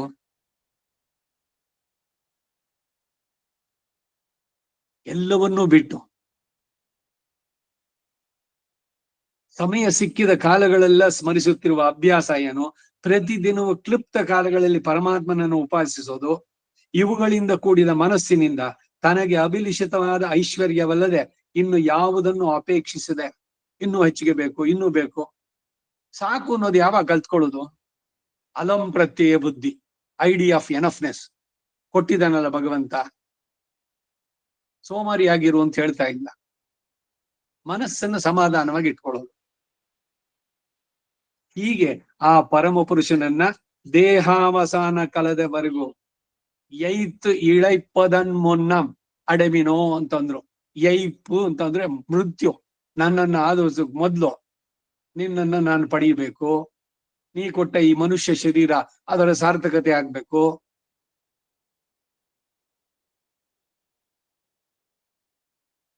ಹೀಗೆ ಪರಮ ಪುರುಷನನ್ನ ದೇಹಾವಸಾನದ ಕಾಲದವರೆಗೂ ಚಿಂತಿಸುತ್ತಾ ಬಂದ್ರೆ ಆತನು ಅಪೇಕ್ಷಿಸಿದ್ದನ್ನೇ ಪರಮ ಪುರುಷನ ಕೃಪೆಯಿಂದ ಅವನು ಹೊಂದುತ್ತಾನೆ. 9-10ನೇ ಶ್ಲೋಕಗಳು. ಅಂತಹ ಐಶ್ವರ್ಯಾರ್ಥಿಯು ಉಪಾಸಿಸುವ ಪರಮ ಪುರುಷನು ಎಂತವನು ಅಂತಂದ್ರೆ ತಿಳಿಸ್ತೇನೆ ಕೇಳು. ಆತನನ್ನ ಸರ್ವಜ್ಞನನ್ನಾಗಿಯೋ ಸನಾತನನ್ನಾಗಿಯೋ ವಿಶ್ವವನ್ನೆಲ್ಲ ನೇಮಿಸುವವನ್ನಾಗಿಯೋ ಸೂಕ್ಷ್ಮ ಪದಾರ್ಥಗಳಿಗಿಂತಲೂ ಸೂಕ್ಷ್ಮತನಾಗಿ ಅಣೋರಣೀಯಾನ್ ಮಹತೋ ಮಹೀಯಾನ್ ಅಂತ ಹೇಳದಂತೆ ಎಲ್ಲವನ್ನ ವ್ಯಾಪಿಸುವನು. ಸರ್ವಸ್ಯ ಎಲ್ಲದರ ಒಳಗೆ ಹೊಳಗೆ ಎಲ್ಲ ಕಾಲದಲ್ಲೂ ಇದ್ದಾನವನು ಲಕ್ಷ್ಮೀ ವಲ್ಲಭ ಅಂದಂತೆ. ಸರ್ವ ಸೃಷ್ಟಿಕರ್ತವಾಗಿಯೂ ಪೃಥಿವಿಯಲ್ಲಿ ತೋರಿ ಬರುವ ಚಿದ ಚಿತ್ತುಗಳಿಗಿಂತಲೂ ವಿಲಕ್ಷಣ ಸ್ವರೂಪವುಳ್ಳವನಾಗಿ ಪ್ರಕೃತಿ ಮಂಡಲಕ್ಕಿಂತ ವಿಲಕ್ಷಣವಾದ ಅಪ್ರಾಕೃತವಾದದ್ದು, ತ್ರಿಗುಣಾತ್ಮಕವಲ್ಲದ್ದು ಅಂತ ಶುದ್ಧ ಸತ್ವ. ಇವನ ಸೃಷ್ಟಿ ಈ 14 ಲೋಕಗಳಿದೆಯಲ್ಲ, ಚತುರ್ದಶ ಭುವನಾತ್ಮಕ ಅಂಡ, ಇಂತಹ ಅನೇಕ ಕೋಟಿ ಬ್ರಹ್ಮಾಂಡಗಳಿಗಿಂತ ಬೇರೆಯಾಗಿರುವಂತ ಅದು ಅಪರಾಜಿತ, ಸಾಕೇತ, ಶುದ್ಧ ಸತ್ವ ಅಂತ ಹೇಳುವಂತ ಮೋಕ್ಷ, ವೈಕುಂಠ. ಅಪ್ರಾಕೃತನಾಗಿ ತನಗೆ ಮಾತ್ರವೇ ಅಸಾಧಾರಣವಾದ ದಿವ್ಯ ಮಂಗಳ ವಿಗ್ರಹವನ್ನು ಉಳ್ಳವನನ್ನಾಗಿಯೂ ಭಾವಿಸಿ ಅಂತಹ ಪುರುಷನನ್ನ ಅನುದಿನವು ತುಂಬ ಭಕ್ತಿಯಿಂದ ಕೂಡಿದ ಉಪಾಸನಾ ಬಲದಿಂದ, ಭಕ್ತಿ ಅಂದ್ರೆ ಏನು ತುಪ್ಪ ದೀಪ ಹಚ್ಚಿ ಅಂತಲ್ಲ, ಅತ್ಯಂತ ಪ್ರೀತಿಯಿಂದ, ಸಾ ಪ್ರೇಮ ರೂಪ ಭಕ್ತಿ ಅಂದ್ರೆ ಉಪಾಸನಾ ಬಲದಿಂದ ಚಲಿಸದ ಮನಸ್ಸಿನಿಂದ ಕೂಡಿದವನಾಗಿ. ಮನಸ್ಸು ನಿಶ್ಚಲತೆ, ನಿಶ್ಚಲ ಭಕ್ತಿರಸ್ತು ಏಕಭಕ್ತಿರ್ ವಿಶಿಷ್ಯತೆ ಅಂದ್ರು. ಪರಭಕ್ತಿ ಪರಜ್ಞಾನ ಪರಮ ಭಕ್ತಿಯೈಕ ಸ್ವಭಾವಂ ಮಾಂ ಕುರುಷ್ವ, ನನ್ನನ್ನ ಆ ರೀತಿ ಮಾಡು. ಭಗವನ್ ಭಕ್ತಿ ಅಭಿಪ್ರೇಯಚ್ಚಮೇ, ಮುಕುಂದ ಮಾಲೆಯಲ್ಲಿ. ಹಾಗೆ ಚಲಿಸದ ಮನಸ್ಸಿನಿಂದ ಕೂಡಿದವನಾಗಿ ಪ್ರಾಣ ವಿಯೋಗ ಕಾಲದಲ್ಲಿ ಹುಬ್ಬುಗಳ ಮಧ್ಯೆ ಪ್ರಾಣ ಶಬ್ದಿತ ದಿವ್ಯನಾದ ಪರಮ ಪುರುಷನನ್ನ ಧ್ಯಾನಿಸೋದಾದ್ರೆ ಭ್ರೂ ಮಧ್ಯದಲ್ಲಿ ಯೋಗ ಮಾಡಬೇಕು ಅನ್ನೋ ಇದು ಅದಕ್ಕೇನೆ. ಆಸನ ಇವುಗಳೆಲ್ಲ ಪದ್ಮಾಸನದಲ್ಲಿ ಕುಳಿತು ಕಾನ್ಸಂಟ್ರೇಷನ್ ಭ್ರೂ ಮಧ್ಯಕ್ಕೆ ತಂದು ಪ್ರಣವವನ್ನು ಧ್ಯಾನಿಸುತ್ತಾ ಶರೀರ ಬಿಟ್ರೆ ನೇರವಾಗಿ ಅವನು ಮೋಕ್ಷ ಕೊಟ್ಟೋಗ್ತಾನೆ ಅರ್ಚಿರಾದಿ ಗತಿನಲ್ಲಿ. ಇದು ಬಿಡ್ಬೇಕು. ತೇನೈವ ಧನ್ಯ ಪುಮಾನ್, ತೇನೈವ ಧನ್ಯ ಪುಮಾನ್,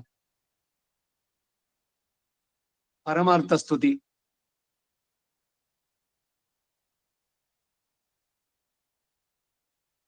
ಆ ಪರಮ ಪುರುಷನನ್ನ ಧ್ಯಾನಿಸುವುದೇ ಆದ್ರೆ ಅವನ ಕೃಪೆಯಿಂದ ತನಗೆ ಅಭಿಲಷಿತವಾದದ್ದನ್ನು ಹೊಂದುತ್ತಾನೆ. ಏನು? ಮೋಕ್ಷ ಸಾಮ್ರಾಜ್ಯ, ಹುಟ್ಟು ಸಾಮ್ರಾಜ್ಯ ಚಕ್ರ ಬಿಡಿಸ್ಕೊಳ್ಳುವಂತದ್ದು. 11ನೇ ಶ್ಲೋಕ. ಮುಂದೆ ಕೈವಲ್ಯವನ್ನು ಅಪೇಕ್ಷಿಸುವರ ಸ್ಮರಣ ಪ್ರಕಾರವನ್ನು ತಿಳಿಸುತ್ತೇನೆ ಅಂತ ಹೇಳ್ತಾರೆ. ಕೈವಲ್ಯ ಯೋಗದಲ್ಲಿ ಸಮಾಧಿ ಸ್ಥಿತಿ, ಅಷ್ಟಾಂಗ ಯೋಗ. ವೇದವಿತ್ತುಗಳು ಯಾವ ಈ ಕೇವಲನ ಉಪಾಸ್ಯವನ್ನು ಅಕ್ಷರ ಶರೀರಕ ಎಂದು ಹೇಳ್ತಾರೋ ಅಂತಹ ಪರಿಶುದ್ಧ ಆತ್ಮ ಪ್ರಾಪ್ತಿಗಾಗಿ ಪ್ರಯತ್ನ ಪಡುವವರು ಪ್ರಾಪಂಚಿಕವಾದ ಸಂಬಂಧಗಳನ್ನ ಪೂರ ಬಿಡಿಸ್ಕೊಂಡವ್ರು. ಸಮಾಧಿ ದಶೆಯಲ್ಲಿ ಏನು ಸಂವೇದನೆಯೇ ಇಲ್ಲ.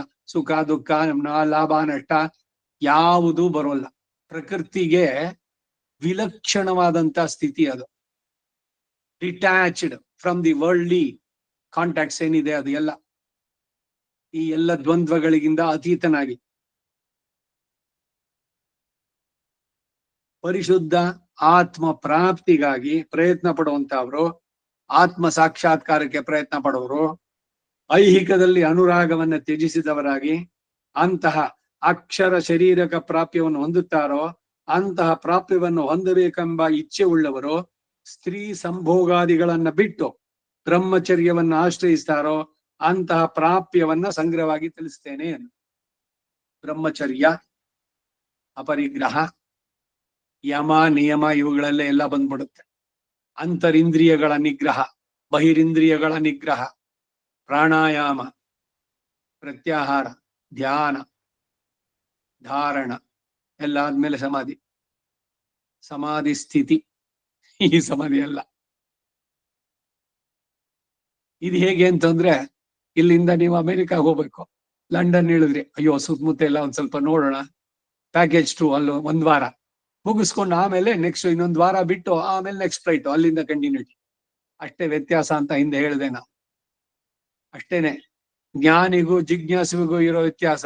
ಇಬ್ರು ಹೋಗೋರೆ ತಲುಪೋರೇನೆ ಮೋಕ್ಷಕ್ಕೆ. ಮುಂದಿನ ಶ್ಲೋಕ 12-13. ಎಂತವನು ಅಂತಹ ಪರಿಶುದ್ಧವಾದ ಪ್ರಾಪ್ಯವನ್ನು ಹೊಂದುತ್ತಾನೆ ಅಂತ ತಿಳಿಸ್ತಾರೆ. ಯೋಗ ಧಾರಣ ಕ್ರಮವನ್ನು ಅವಲಂಬಿಸಿ ಪ್ರಣವದ ಉಚ್ಚಾರಣೆ, ಓಂಕಾರದ ಉಚ್ಚಾರಣೆಯನ್ನ ಮಾಡಿ ಉಪಾಸನೆಯನ್ನು ಮಾಡ್ತಾ, ಮತ್ತೆ ಸ್ತ್ರೀಗರು ಪ್ರಣವ ಇಲ್ವಲ್ಲ ಅಂದ್ರೆ ಪ್ರಣವ ಅವ್ರಿಗೆ ಅಂಕಾರದಲ್ಲೇ ಬಂತು, ಡಿಪ್ರೈವ್ ಮಾಡ್ಲಿಲ್ಲ. ಇನ್ನು ಸುಲಭ ಮಾಡಿದ್ರು ಅಷ್ಟೇ ನಮ್ಮ ಆಚಾರ್ಯರುಗಳೇ. ಓಂಕಾರ ಬೇಡ ಅಂತ ಹೇಳಿದ್ಯೇನು ಅಂದ್ರೆ ನೀವು ಹೇಳ್ಬಿಟ್ರೆ ಅದ್ರಲ್ಲೇ ಬರುತ್ತೆ. ಸ್ತ್ರೀಯಾಗಿ ಸಹಜವಾಗಿಯೇ ನೀವು ಭಗವಂತನ್ ಪಡೆಯೋದು. ನಾವೆಲ್ಲ ಸ್ತ್ರೀ ಭಾವವನ್ನ ಪಡೆದು ಆಮೇಲೆ ಮಾಡ್ಬೇಕು ಪುರುಷರಿಗೆ. ಅದಕ್ಕೆ ಅವರು ಬೆಟರ್ ಆಫ್ ಅಂತ ಹೇಳಿರೋದು. ಉತ್ತಮಾರ್ಧ ಪತ್ನಿ, ಪುರುಷನಿಗಿಂತ ಶ್ರೇಷ್ಠ ಹೆಣ್ಣು ಜನ್ಮ ಕಡಿಮೆ ಅಲ್ಲ. ಉಪಾಸನೆಯನ್ನು ಮಾಡ್ತಾ ದೇಹಾವಸಾನ ಕಾಲದಲ್ಲೂ ತನ್ನನ್ನ ಸ್ಮರಿಸುವವನು ಪರಿಶುದ್ಧ ಆತ್ಮ ಸ್ವರೂಪವನ್ನು ಹೊಂದುತ್ತಾನೆ ಅಂತ ಹೇಳ್ತಾರೆ. ಜ್ಞಾನಕ್ಕೆ ಸಾಧನಭೂತಗಳಾದಂತಹ ಇಂದ್ರಿಯಗಳನ್ನ ಅವುಗಳ ವಿಷಯ ಪ್ರವೃತ್ತಿ ವ್ಯಾಪಾರಗಳಿಂದ ನಿವರ್ತಿಸಿ. 5 ಇಂದ್ರಿಯಗಳು, ಅವುಗಳ ವ್ಯಾಪಾರ ಏನು? ವಿಷಯಾಂತೇಶು ಗೋಚರಾನ್ ಇಂದ್ರಿಯಾಣಿ ಹಯಾನಾಹು. ಬದುಕು ಜಟಗಾ ಬಂಡಿ, ವಿಧಿ ಅದರ ಸಾಹೇಬ, ಕುದುರೆ ನೀನ್. ಅವನು ಪೇಳಿದಂತೆ ಪಯಣಿಗರು, ಮೊಸಬೆಗೋ ಮಸಣಕೋ ಹೋಗೆಂದ ಕಡೆಗೆ ಹೋಗೋ, ಪದ ಕುಸಿಯೇ ನೆಲ ವಿಹುದೋ ಮಂಕುತಿಮ್ಮ ಅಂದ್ರು. ಆತ್ಮಾನಂ ರಥಿನಂ ವಿದ್ಧಿ ಶರೀರಂ ರಥಮೇವಚ ಬುದ್ಧಿಂ ಸಾರಥಿಂ ವಿದ್ಧಿ. ಇಷ್ಟು ಸುಂದರವಾದಂತಹ ಕಲ್ಪನೆಗಳು ಒಂದೊಂದು. ಇಂದ್ರಿಯಗಳ ನಿಗ್ರಹ ಇದು ಸಾಧಿಸೋದಕ್ಕೆ ಯೋಗ ಬೇಕು, ಅಷ್ಟಾಂಗ ಯೋಗ. ಪ್ರತಿದಿನ ಯೋಗ ಮಾಡ್ಬೇಕು ಅಂದಿದ್ದು ಅದಕ್ಕೇನೆ. ಏನು ಉದ್ದೇಶ? ಮನಸ್ಸನ್ನ ಯೋಗ ಚಿತ್ತ ವೃತ್ತಿ ನಿರೋಧ, ಮನಸ್ಸಿನ ಚಂಚಲತೆಯನ್ನು ಬಿಡಿಸುವಂತ.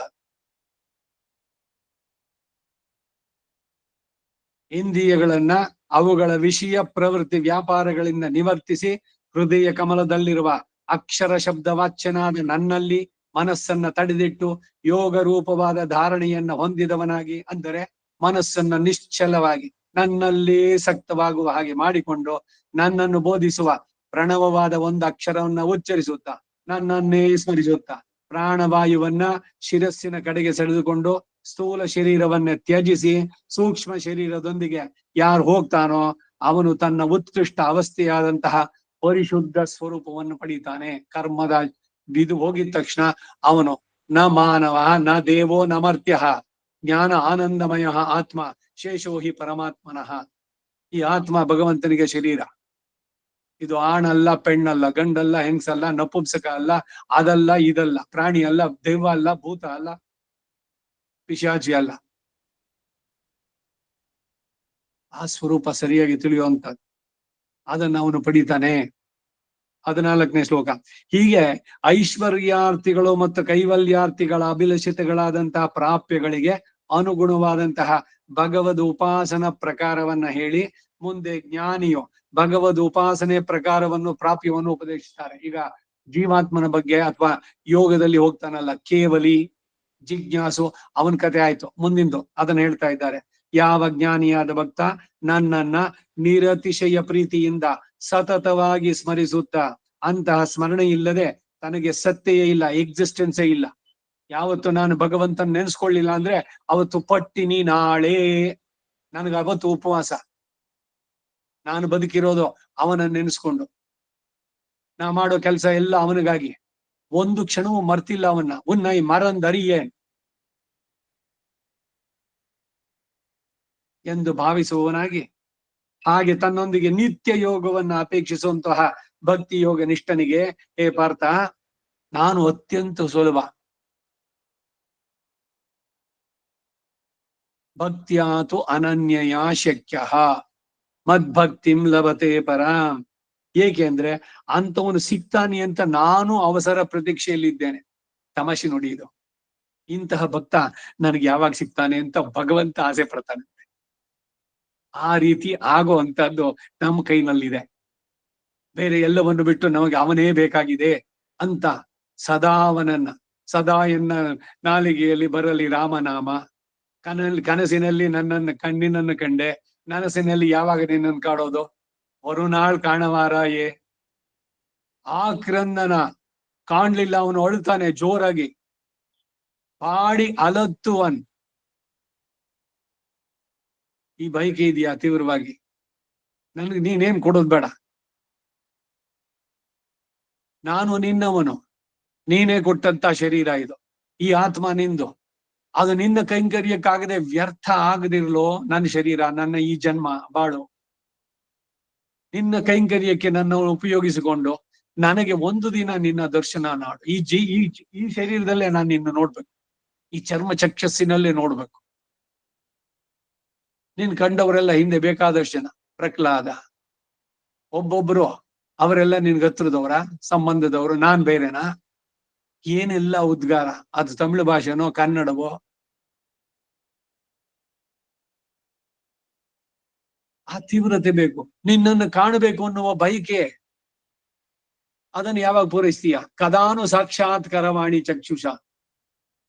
ಆ ನಿನ್ನ ದಿವ್ಯ ಚರಣಗಳು ನನ್ನ ತಲೆ ಮಲಗಿಸೋದು ಯಾವಾಗ?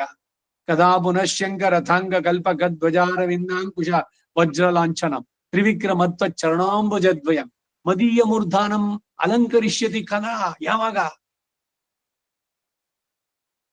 ಒಂದೊಂದು ದಿನ ಕಳೆದಂತೆ ಈ ಸೂರ್ಯ ಉದಯ ಅಸ್ತಮ ಮಾಡಿ ನನ್ನ ಆಯಸ್ಸನ್ನು ಕಳೀತಾ ಇದ್ದಾನೆ. ನಾನು ನನ್ನ ಮೃತ್ಯುವಿಗೆ ಹತ್ರ ಆಗ್ತಾ ಇದ್ದೇನೆ. ಇನ್ನು ಸಮಯ ಇದೆಯೇನೋ? ಮಿನ್ನೆನ್ನಿಲೈಲ ಮಣ್ಣು ಈರಾಕಹಳ್.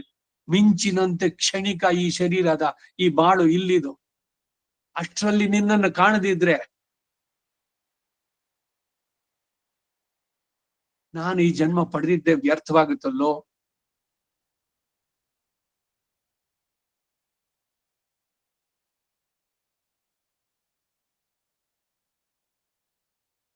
ಹದಿನೈದನೇ ಶ್ಲೋಕದಲ್ಲಿ ಇಂತಹ ಜ್ಞಾನಿಗಳಿಗೆ ಪುನಃ ಸಂಸಾರ ಪ್ರಾಪ್ತಿ ಇಲ್ಲ. ಪುನಃ ಮರುಪಿರವಿ ಇಲ್ಲದೆ ಇರುವಂತಹದ್ದು. ಇನಿಪಿರವಿ ಯಾನ್ ವೇಂಡೆ ನಾನು ಕೇಳಬೇಕಾಗಿಲ್ಲ, ಇವನಿಗೆ ಆ ತೀವ್ರತೆ ಇದ್ದಿದ್ದಾದ್ರೆ. ಇಂತಹ ಕೃಪಾ ಸೌಲಭ್ಯ ಅತಿರೇಕದಿಂದ ಪ್ರೇರಿತನಾಗಿರುವ ನನ್ನನ್ನ ಸದಾ ಸ್ಮರಿಸುತ್ತಾ ಉಪಾಸನೆ ಮಾಡುತ್ತಾ ನನ್ನನ್ನ ಪ್ರಾಪ್ಯವಾಗಿ ಹೊಂದಬೇಕು ಎಂಬ ತ್ವರೆ, ಆ ತ್ವರೆ ಬೇಕು. ಗಜೇಂದ್ರ ಆದಿಮೂಲ ಅಂತ ಕರೆದಾಗ ಆ ಗರುಡನನ್ನು ಎಳ್ಕೊಂಡ್ ಬಂದ್ಯಲ್ಲ ನೀನು. ಗರುಡನ ವೇಗ ಸಾಮಾನ್ಯವೇ? ಮನೋವೇಗಕ್ಕಿಂತ ಬರುವಂತದ್ದು. ಅದಕ್ಕಿಂತ ವೇಗವಾಗಿ ಭಕ್ತರ ರಕ್ಷಣೆಗೆ ಅವನನ್ನು ರಕ್ಷಿಸ್ಬೇಕು ಅಂತ ಬಂದ್ಯಲ್ಲ. ಹಾಗೆ ಈ ದುಃಖಕ್ಕೆ ತವರು ಮನೆಯಾಗಿರುವ ಅಥವಾ ಅಲ್ಪ ಸುಖ ಇದ್ದರೂ ಅಶಾಶ್ವತವಾಗಿರುವ ಈ ಪುನರ್ಜನ್ಮವನ್ನು ಹೊಂದೋದಿಲ್ಲ. ಮತ್ತೇನಂದ್ರೆ ಅವರು ನನ್ನ ಯಥಾವಸ್ಥಿತ ಸ್ವರೂಪ ಜ್ಞಾನದಿಂದ ಅತ್ಯರ್ಥ ಪ್ರೀತಿಯಿಂದ ಸದಾ ನನ್ನ ಭಜನ, ನಾಮ ಸಂಕೀರ್ತನ, ಉಪಾಸನಾದಿಗಳಲ್ಲೇ ಮಗ್ನರಾಗಿರೋದ್ರಿಂದ ಮಹಾಮನಸ್ಕರಾಗಿ ಮಾಡೋ ಕೆಲಸ ಎಲ್ಲ ಭಗವಂತನಿಗೆ ಆರಾಧನೆ ಅಂತ ಮಾಡೋದು. ಯಾರಿಗೋ ಪ್ರೀತಿಗಲ್ಲ. ಆಫೀಸ್ ಕೆಲಸವೋ, ಮನೆ ಕೆಲಸವೋ, ಗೃಹಸ್ಥ ಧರ್ಮವೋ ಅಥವಾ ಗೃಹಿಣಿ ಧರ್ಮವೋ, ಎಲ್ಲವೂ ಭಗವದರ್ಪಿತ. ಹಾಗೆ ಮಾಡವರು, ಎಲ್ಲವನ್ನೂ ಭಗವದರ್ಪಿತವಾಗಿ ನಡೆಸೋರು ಪರಮ ಸಂಸಿದ್ಧಿ ರೂಪವಾದ ನನ್ನ ಸಾಯುಜ್ಯವನ್ನೇ ಹೊಂದುತ್ತಾರೆ. ಸಾಲೋಕ್ಯ, ಸಾಮೀಪ್ಯ, ಸಾರೂಪ್ಯ ಎಲ್ಲ ಆಗಿ ಕಡೆಗೆ ಸಾಯುಜ್ಯ. ಅವನಿಗೆ ಸಮಾನವಾದ ಆನಂದ ಪಡಿಬೇಕಾದ್ರೆ ಅವನ ಹತ್ರದಲ್ಲಿದ್ದು, ಅವನ ಲೋಕದಲ್ಲಿದ್ದು, ಅವನದೇ ರೂಪವನ್ನು ಪಡೆದು, ಅವನ ನೇರವಾಗಿ ನೋಡ್ತಾ ಸದಾ ಪಶ್ಯಂತಿ ವೈಕುಂಠವನ್ನ ಪಡೀತಾರೆ. 16 ಶ್ಲೋಕ.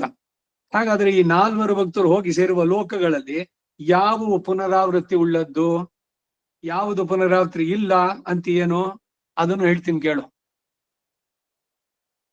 ಕೃಷ್ಣ ಅರ್ಜುನ ಸಂವಾದ.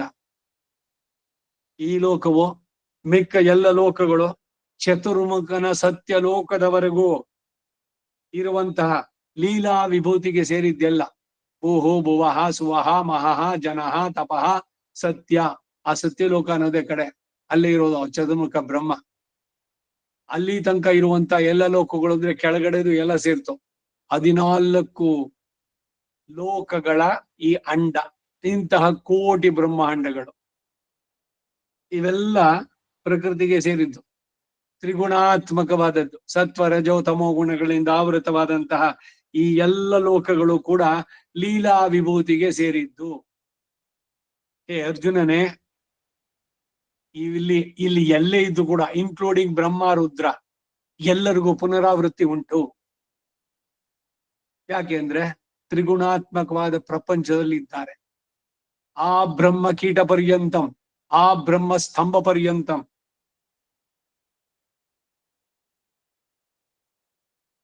ಇವೆಲ್ಲ ಪುನರಾವೃತ್ತಿ, ಮತ್ತೆ ಮತ್ತೆ ಬರುವಂತಹದ್ದು. ಅಂತಹ ಲೋಕವನ್ನು ಸೇರಿದವರಿಗೆ ಅಲ್ಲಿಯಾದರೂ ನನ್ನನ್ನು ಹೊಂದುವ ಉಪಾಯ ಅನುಷ್ಠಾನ ಮಾಡದೇ ಇದ್ರೆ ಪುನರಾವೃತ್ತಿ ತಪ್ಪದು. ಬ್ರಹ್ಮಲೋಕಕ್ಕೂ ಹೋಗ್ಬೋದು.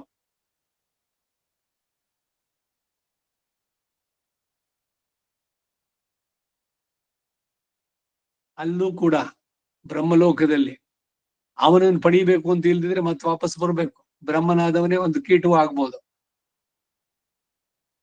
ನಿತ್ಯ ವಿಭೂತಿಯಾದ ನನ್ನ ಲೋಕವನ್ನು ಹೊಂದವರಿಗಾದ್ರೆ ಪುನರ್ಜನ್ಮ ಇಲ್ಲ.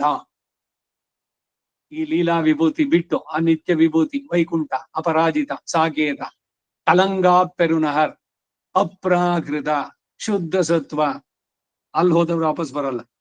ಇತರ ಲೋಕಗಳ ಐಶ್ವರ್ಯ ಉಪಭೋಗಗಳನ್ನ ನನ್ನನ್ನ ಉಪಾಸಿಸಿ ಪಡೆದವರಿಗೆ ಪುನರಾವೃತ್ತಿ ಎಂಬುದು ಸಿದ್ಧ. ಏನೋ ಪುಣ್ಯಕ್ಕಾಗಿ ನಾನು ಮಾಡ್ತೀನಿ ಅಂದ್ರೆ ನಿಮಗೆ ಮತ್ತೆ ಮತ್ತೆ ಹುಟ್ಟು ಅನ್ನೋದು ಖಂಡಿತ. ಅದಕ್ಕಾಗೇನೆ ಫಲಾಭಿಸಂಧಿರಹಿತವಾಗಿ ಮಾಡಿ. ಕರ್ಮಣ್ಯೇವ ಅಧಿಕಾರಸ್ಥೆ ಮಾ ಫಲೇಶು ಕದಾಚನ. ರಿಸಲ್ಟ್ ಓರಿಯೆಂಟೆಡ್ ಅನ್ನೋದನ್ನ ತೆಗೆದಾಕ್ಬಿಡಿ. ಎಲ್ಲ ಭಗವದರ್ಪಿತವಾಗಿ ಅಂತ ಮಾಡಿ. You can get out of this birth and death cycle. 17, 18, 19 3 ಶ್ಲೋಕಗಳು. ಈ ಬ್ರಹ್ಮಾಂಡಕ್ಕೆ ಸೇರಿದ ಲೋಕಗಳಿಗೂ ಅವುಗಳನ್ನು ಸೇರಿದವರಿಗೂ ನನ್ನ ಸಂಕಲ್ಪ ರೀತ್ಯವಾಗಿ ಯಾವ ಪ್ರಳಯ ಸೃಷ್ಟಿಗಳ ಮೂಲಕ ಪುನರಾವೃತ್ತಿ ಅನ್ನೋದನ್ನು ತಿಳಿಸ್ತಾರೆ. ನನ್ನಿಂದ ನಿರ್ಮಿಸಲ್ಪಟ್ಟಂತಹ ಅಹೋರಾತ್ರಿಗಳ ಪರಿಮಿತಿಯನ್ನ ತಿಳಿದ ಮಹಾಪ್ರಾಜ್ಞನು ಆಹಾಹ ಅಂದ್ರೆ ಬೆಳಗ್ಗೆ, ರಾತ್ರಿ, ದಿವೋರಾತ್ರಿ, ಅಹೋರಾತ್ರ, ಅದು ಒಂದು ದಿನ. 1000 ಸಲ 4 ಯುಗಗಳು ಮರಳಿದರೆ ಚತುರ್ಮುಖನಿಗೆ ಒಂದು ಹಗಲು. ಆತನ ರಾತ್ರಿಯು ಅಷ್ಟೇ ಕಾಲ ಪರಿಮಿತಿ ಉಳ್ಳದ್ದು ಎಂದು ಅರಿತಿರೋರು. ಇದನ್ನೇ ಹೇಳಿದ್ ನಾನು. ಈಗ 4 ಯುಗಗಳು, ಕೃತಯುಗ, ತ್ರೇತಾಯುಗ, ದ್ವಾಪರ ಯುಗ, ಕಲಿಯುಗ. ಕಲಿಯುಗದ ಪ್ರಮಾಣ 4,32,000 ವರ್ಷ. ಅದಕ್ಕೆ ಡಬಲ್ ದ್ವಾಪರ, ಟ್ರಿಬಲ್ ತ್ರೇತಾಯುಗ, 4 ಪಟ್ಟು ಕೃತಯುಗ, ಎಲ್ಲ ಸೇರಿದ್ರೆ 48 ಲಕ್ಷ ವರ್ಷಗಳು ಜೀವ ಮನುಷ್ಯನ ಮಾನದಲ್ಲಿ. ಇಂಥದ್ದು 71 ಚತುರ್ಯುಗಗಳಾದ್ರೆ ಒಂದು ಮನ್ವಂತರ, 14 ಮನ್ವಂತರ ಆದ್ರೆ ಒಂದು ಕಲ್ಪ, 30 ಕಲ್ಪ ಆದ್ರೆ ಬ್ರಹ್ಮನಿಗೆ ಒಂದು ಹಗಲು. ಅಷ್ಟೇ ಸಮಯ ಅವನ ರಾತ್ರಿ ಕೂಡ ಇದೆ, ಅಷ್ಟು ದೀರ್ಘವಾಗಿರೋದು. ಇದ್ರ ಲೆಕ್ಕದಲ್ಲಿ ಬ್ರಹ್ಮನ ಒಂದು ದಿವಸ ಇದೆಯಲ್ಲ, ಅದರಲ್ಲಿ ಅವನಿಗೆ ಆಯಸ್ 100 ವರ್ಷ. ಅದರಲ್ಲಿ ಇವಾಗ ಆಗಿರೋದು ಪರಾರ್ಧ ಅಂದ್ರೆ 50, ದ್ವಿತೀಯ ಪರಾರ್ಧ ಅಂದ್ರೆ 2ನೇ 50, 50 + 2 ಈಗ ಅಷ್ಟೋತ್ತರ ಅಂತ ಹೇಳಿದಂಗೆ. ದ್ವಿತೀಯ ಪರಾರ್ಧ 52 ವರ್ಷ ಇವಾಗ ಬ್ರಹ್ಮನಿಗೆ. ಇನ್ನು 48 ವರ್ಷ ಅವನಿರ್ತಾನೆ ಅವನ್ ಲೆಕ್ಕದಲ್ಲಿ. ಅಷ್ಟ್ರಲ್ಲಿ ನೀವು ಈ ಒಂದು ಯುಗದಲ್ಲೇ ಎಷ್ಟು ಸಲ ಸುತ್ತಬಹುದು? 4,32,000 ಡಿವೈಡೆಡ್ ಬೈ 4, 1,08,000 ವರ್ಷ. ಈಗಾಗಿರೋದು 5,125 ವರ್ಷನೋ ಏನೋ. ಪಂಚಾಂಗ ನೋಡಿ ಮೊದಲೇ ಬರೆದಿದೆ. ಗತಕಲಿ ಅಂತ ಬರೀತಾರೆ. 5,120 ವರ್ಷ ಆಗಿದೆ. ಒಬ್ಬನ ಆಯಸ್ಸು 100 ವರ್ಷ ಅಂತ ಇಚ್ಕೊಂಡ್ರೆ ಈ ಮೊದಲನೇ ಪಾದದಲ್ಲೇ ಇನ್ನು ಎಷ್ಟು ಸಲ ಹುಟ್ಬೋದು ನೀವು? ಬರೀ 5,000 ಆಗಿರೋದು. 1,08,000 ಆದ್ರೆ ಮೊದಲನೇ ಪಾದ ಆಗತ್ತೆ. ಕಾಲದ ವ್ಯಾಪ್ತಿಯನ್ನ ನೋಡಿ. ಕಾಲಶ್ಚ ನಾರಾಯಣ. ಚತುರ್ಮುಖನಿಗೆ ಹಗಲಾದಾಗ ಆತನ ಶರೀರದಿಂದ ಪ್ರಥಮತಃ ಸೃಷ್ಟಿ ಉಂಟಾಗಿ ಅನಂತರ ಎಲ್ಲವೂ ಉತ್ಪತ್ತಿಯನ್ನ ಹೊಂದಿ ಆತನಿಗೆ ರಾತ್ರಿ ಆದಾಗ ಅವೆಲ್ಲವೂ ಪ್ರಳಯವನ್ನ ಹೊಂದುತ್ತೆ. ಲಯ, ಪ್ರಕರ್ಷೇಣ ಲಯ, ಇಟ್ ಈಸ್ ಪ್ರಳಯ. ಆಗ ಚತುರ್ಮುಖನಿಗೆ ಒಂದು ದಿನವಾಗಿ, ಚತುರ್ಮುಖನ ಲೋಕ ಒಂದು ವಿನಃ ಮಿಕ್ಕ ಎಲ್ಲ ಲೋಕಗಳಿಗೂ ಪ್ರಳಯ. ದೈನಂದಿನ ಪ್ರಳಯ, ಇವೆಲ್ಲ ಮಹಾಪ್ರಳಯ ಅನ್ನೋದು ಬೇರೆ, ಪ್ರಳಯಗಳಲ್ಲಿ ಬೇರೆ ಬೇರೆ. ಇಂತಹ ಸೃಷ್ಟಿ ಪ್ರಳಯಗಳಿಗೆ ದೈನಂದಿನ ಅಥವಾ ನೈಮಿತ್ತಿಕ ಸೃಷ್ಟಿ ಪ್ರಳಯಗಳು ಅಂತ ಹೆಸರು. ಅದರೊಂದಿಗೆ ಎಲ್ಲ ಜೀವಾತ್ಮಗಳಿಗೆ ಅವರವರ ಪೂರ್ವ ಕರ್ಮಾನುಸಾರ ದೇಹ ಪ್ರಾಪ್ತಿಯೋ ಸೃಷ್ಟಿಯೋ ಪ್ರಾಪ್ತವಾಗುತ್ತೆ. ಹುಟ್ಟಿದವನೆಲ್ಲ ಸಾಯ್ತಾನೆ, ಸತ್ತವನೆಲ್ಲ ಹುಟ್ಟಿಯೇ ಹುಟ್ಟುತ್ತಾನೆ. ಜಾತಸ್ಯ ಹಿ ಮರಣಂ ಧ್ರುವಂ ಧ್ರುವಂ ಜನ್ಮ ಮೃತಸ್ಯ ಚ ತಸ್ಮಾತ್ ಅಪರಿಹಾರ್ಯಾರ್ತೆ. ಯಾರು ಇದಕ್ಕಾಗಿ ಸೋಕಿಸ್ಬೇಕಾಗಿಲ್ಲ. ಅಳಬೇಡಿ ಸತ್ತಾಗ. ಯಾರು ಅಯ್ಯೋ ಹೋಗ್ಬಿಟ್ಟಲ್ಲ, ಎಲ್ಲಿ ಹೋದ ಅವನ ಶರೀರ ಹೋಯ್ತು ಇಷ್ಟೇ. ಅಯ್ಯೋ ನೆನ್ನೆ ದಿವಸ ನೀವು ಅಷ್ಟು ಚೆನ್ನಾಗಿರೋ ಶರ್ಟ್ ಹಾಕೊಂಡಿದ್ರೆ, ಇವತ್ತು ಇನ್ನೊಂದು ತುಂಬಾ ಚೆನ್ನಾಗಿರೋದು ಹಾಕೊಂಡಿದ್ರೆ, ಆದ್ರೂ ನೆನ್ನೆ ಬಿಟ್ಬಿಟ್ರಲ್ಲ ಅಂತ ಅಳ್ದ ಕುತ್ಕೊಳ್ತಾರೆ ಯಾರು. ಒಂದು ಶರೀರಕ್ಕೆ ಎಷ್ಟು ಡ್ರೆಸ್ಗಳಾಯ್ತು. ಒಂದು ಡ್ರೆಸ್ ತೆಗೆದು ಇನ್ನೊಂದು ಡ್ರೆಸ್ ಹಾಕೊಂಡಾಗ ಅಯ್ಯೋ ಅದನ್ನ ತೆಗೆದು ಬಿಟ್ಟಲ್ಲ ಅಂತ ಯಾರು ಹೇಳ್ತಾರೇನು?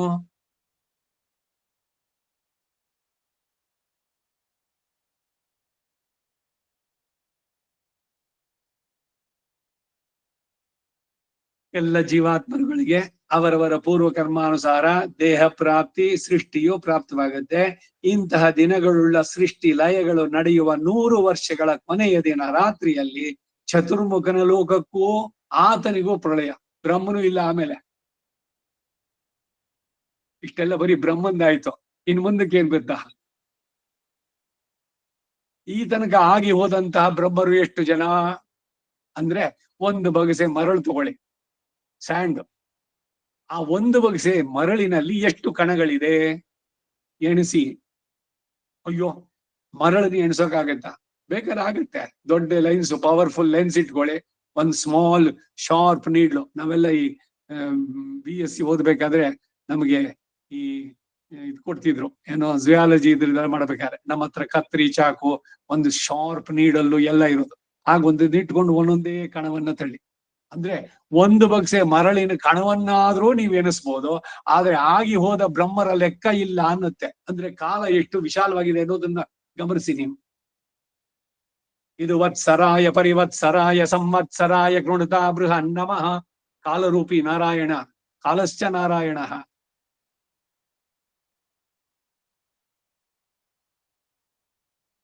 ಬ್ರಹ್ಮನ 100 ವರ್ಷ ಆದ್ಮೇಲೆ ಅವನೂ ಇಲ್ಲ, ಅವನಿಗೂ ಎಂಡೇನೆ ಮುಗೀತ ಒಂದು. ಆತನಿಗೂ ಪ್ರಳಯ. ಅವಾಗ ಎಲ್ಲ ಅಚಿತ್ ಪ್ರಕೃತಿಗಳು ಪ್ರಳಯವಾದ್ದರಿಂದ ಅದು ಪ್ರಾಕೃತಿಕ ಪ್ರಳಯ ಅಂತ ಹೇಳಿದೆ ಪೂರ್ತ. ನಾಸದೀಯ ಸೂಕ್ತದಲ್ಲಿ ನಾಸದಾಸೀನ್ನೋ ಸದಾಸಿ ತದಾನೀಂ ನಾಸೀದ್ರಜೋ ನೋ ವ್ಯೋಮ ಪರೋಯತ್ ಕಿಮಾವರಿ ವಹ್ಕಸ್ಯ ಶರ್ಮನ್ನೇ ಅಂಬ ಕಿಮಾಸೀದ್ ಗಹನಂಗ ವೀರಂ ನ ಮೃತ್ಯು ಅಮೃತಂ ತರ್ಹಿನ.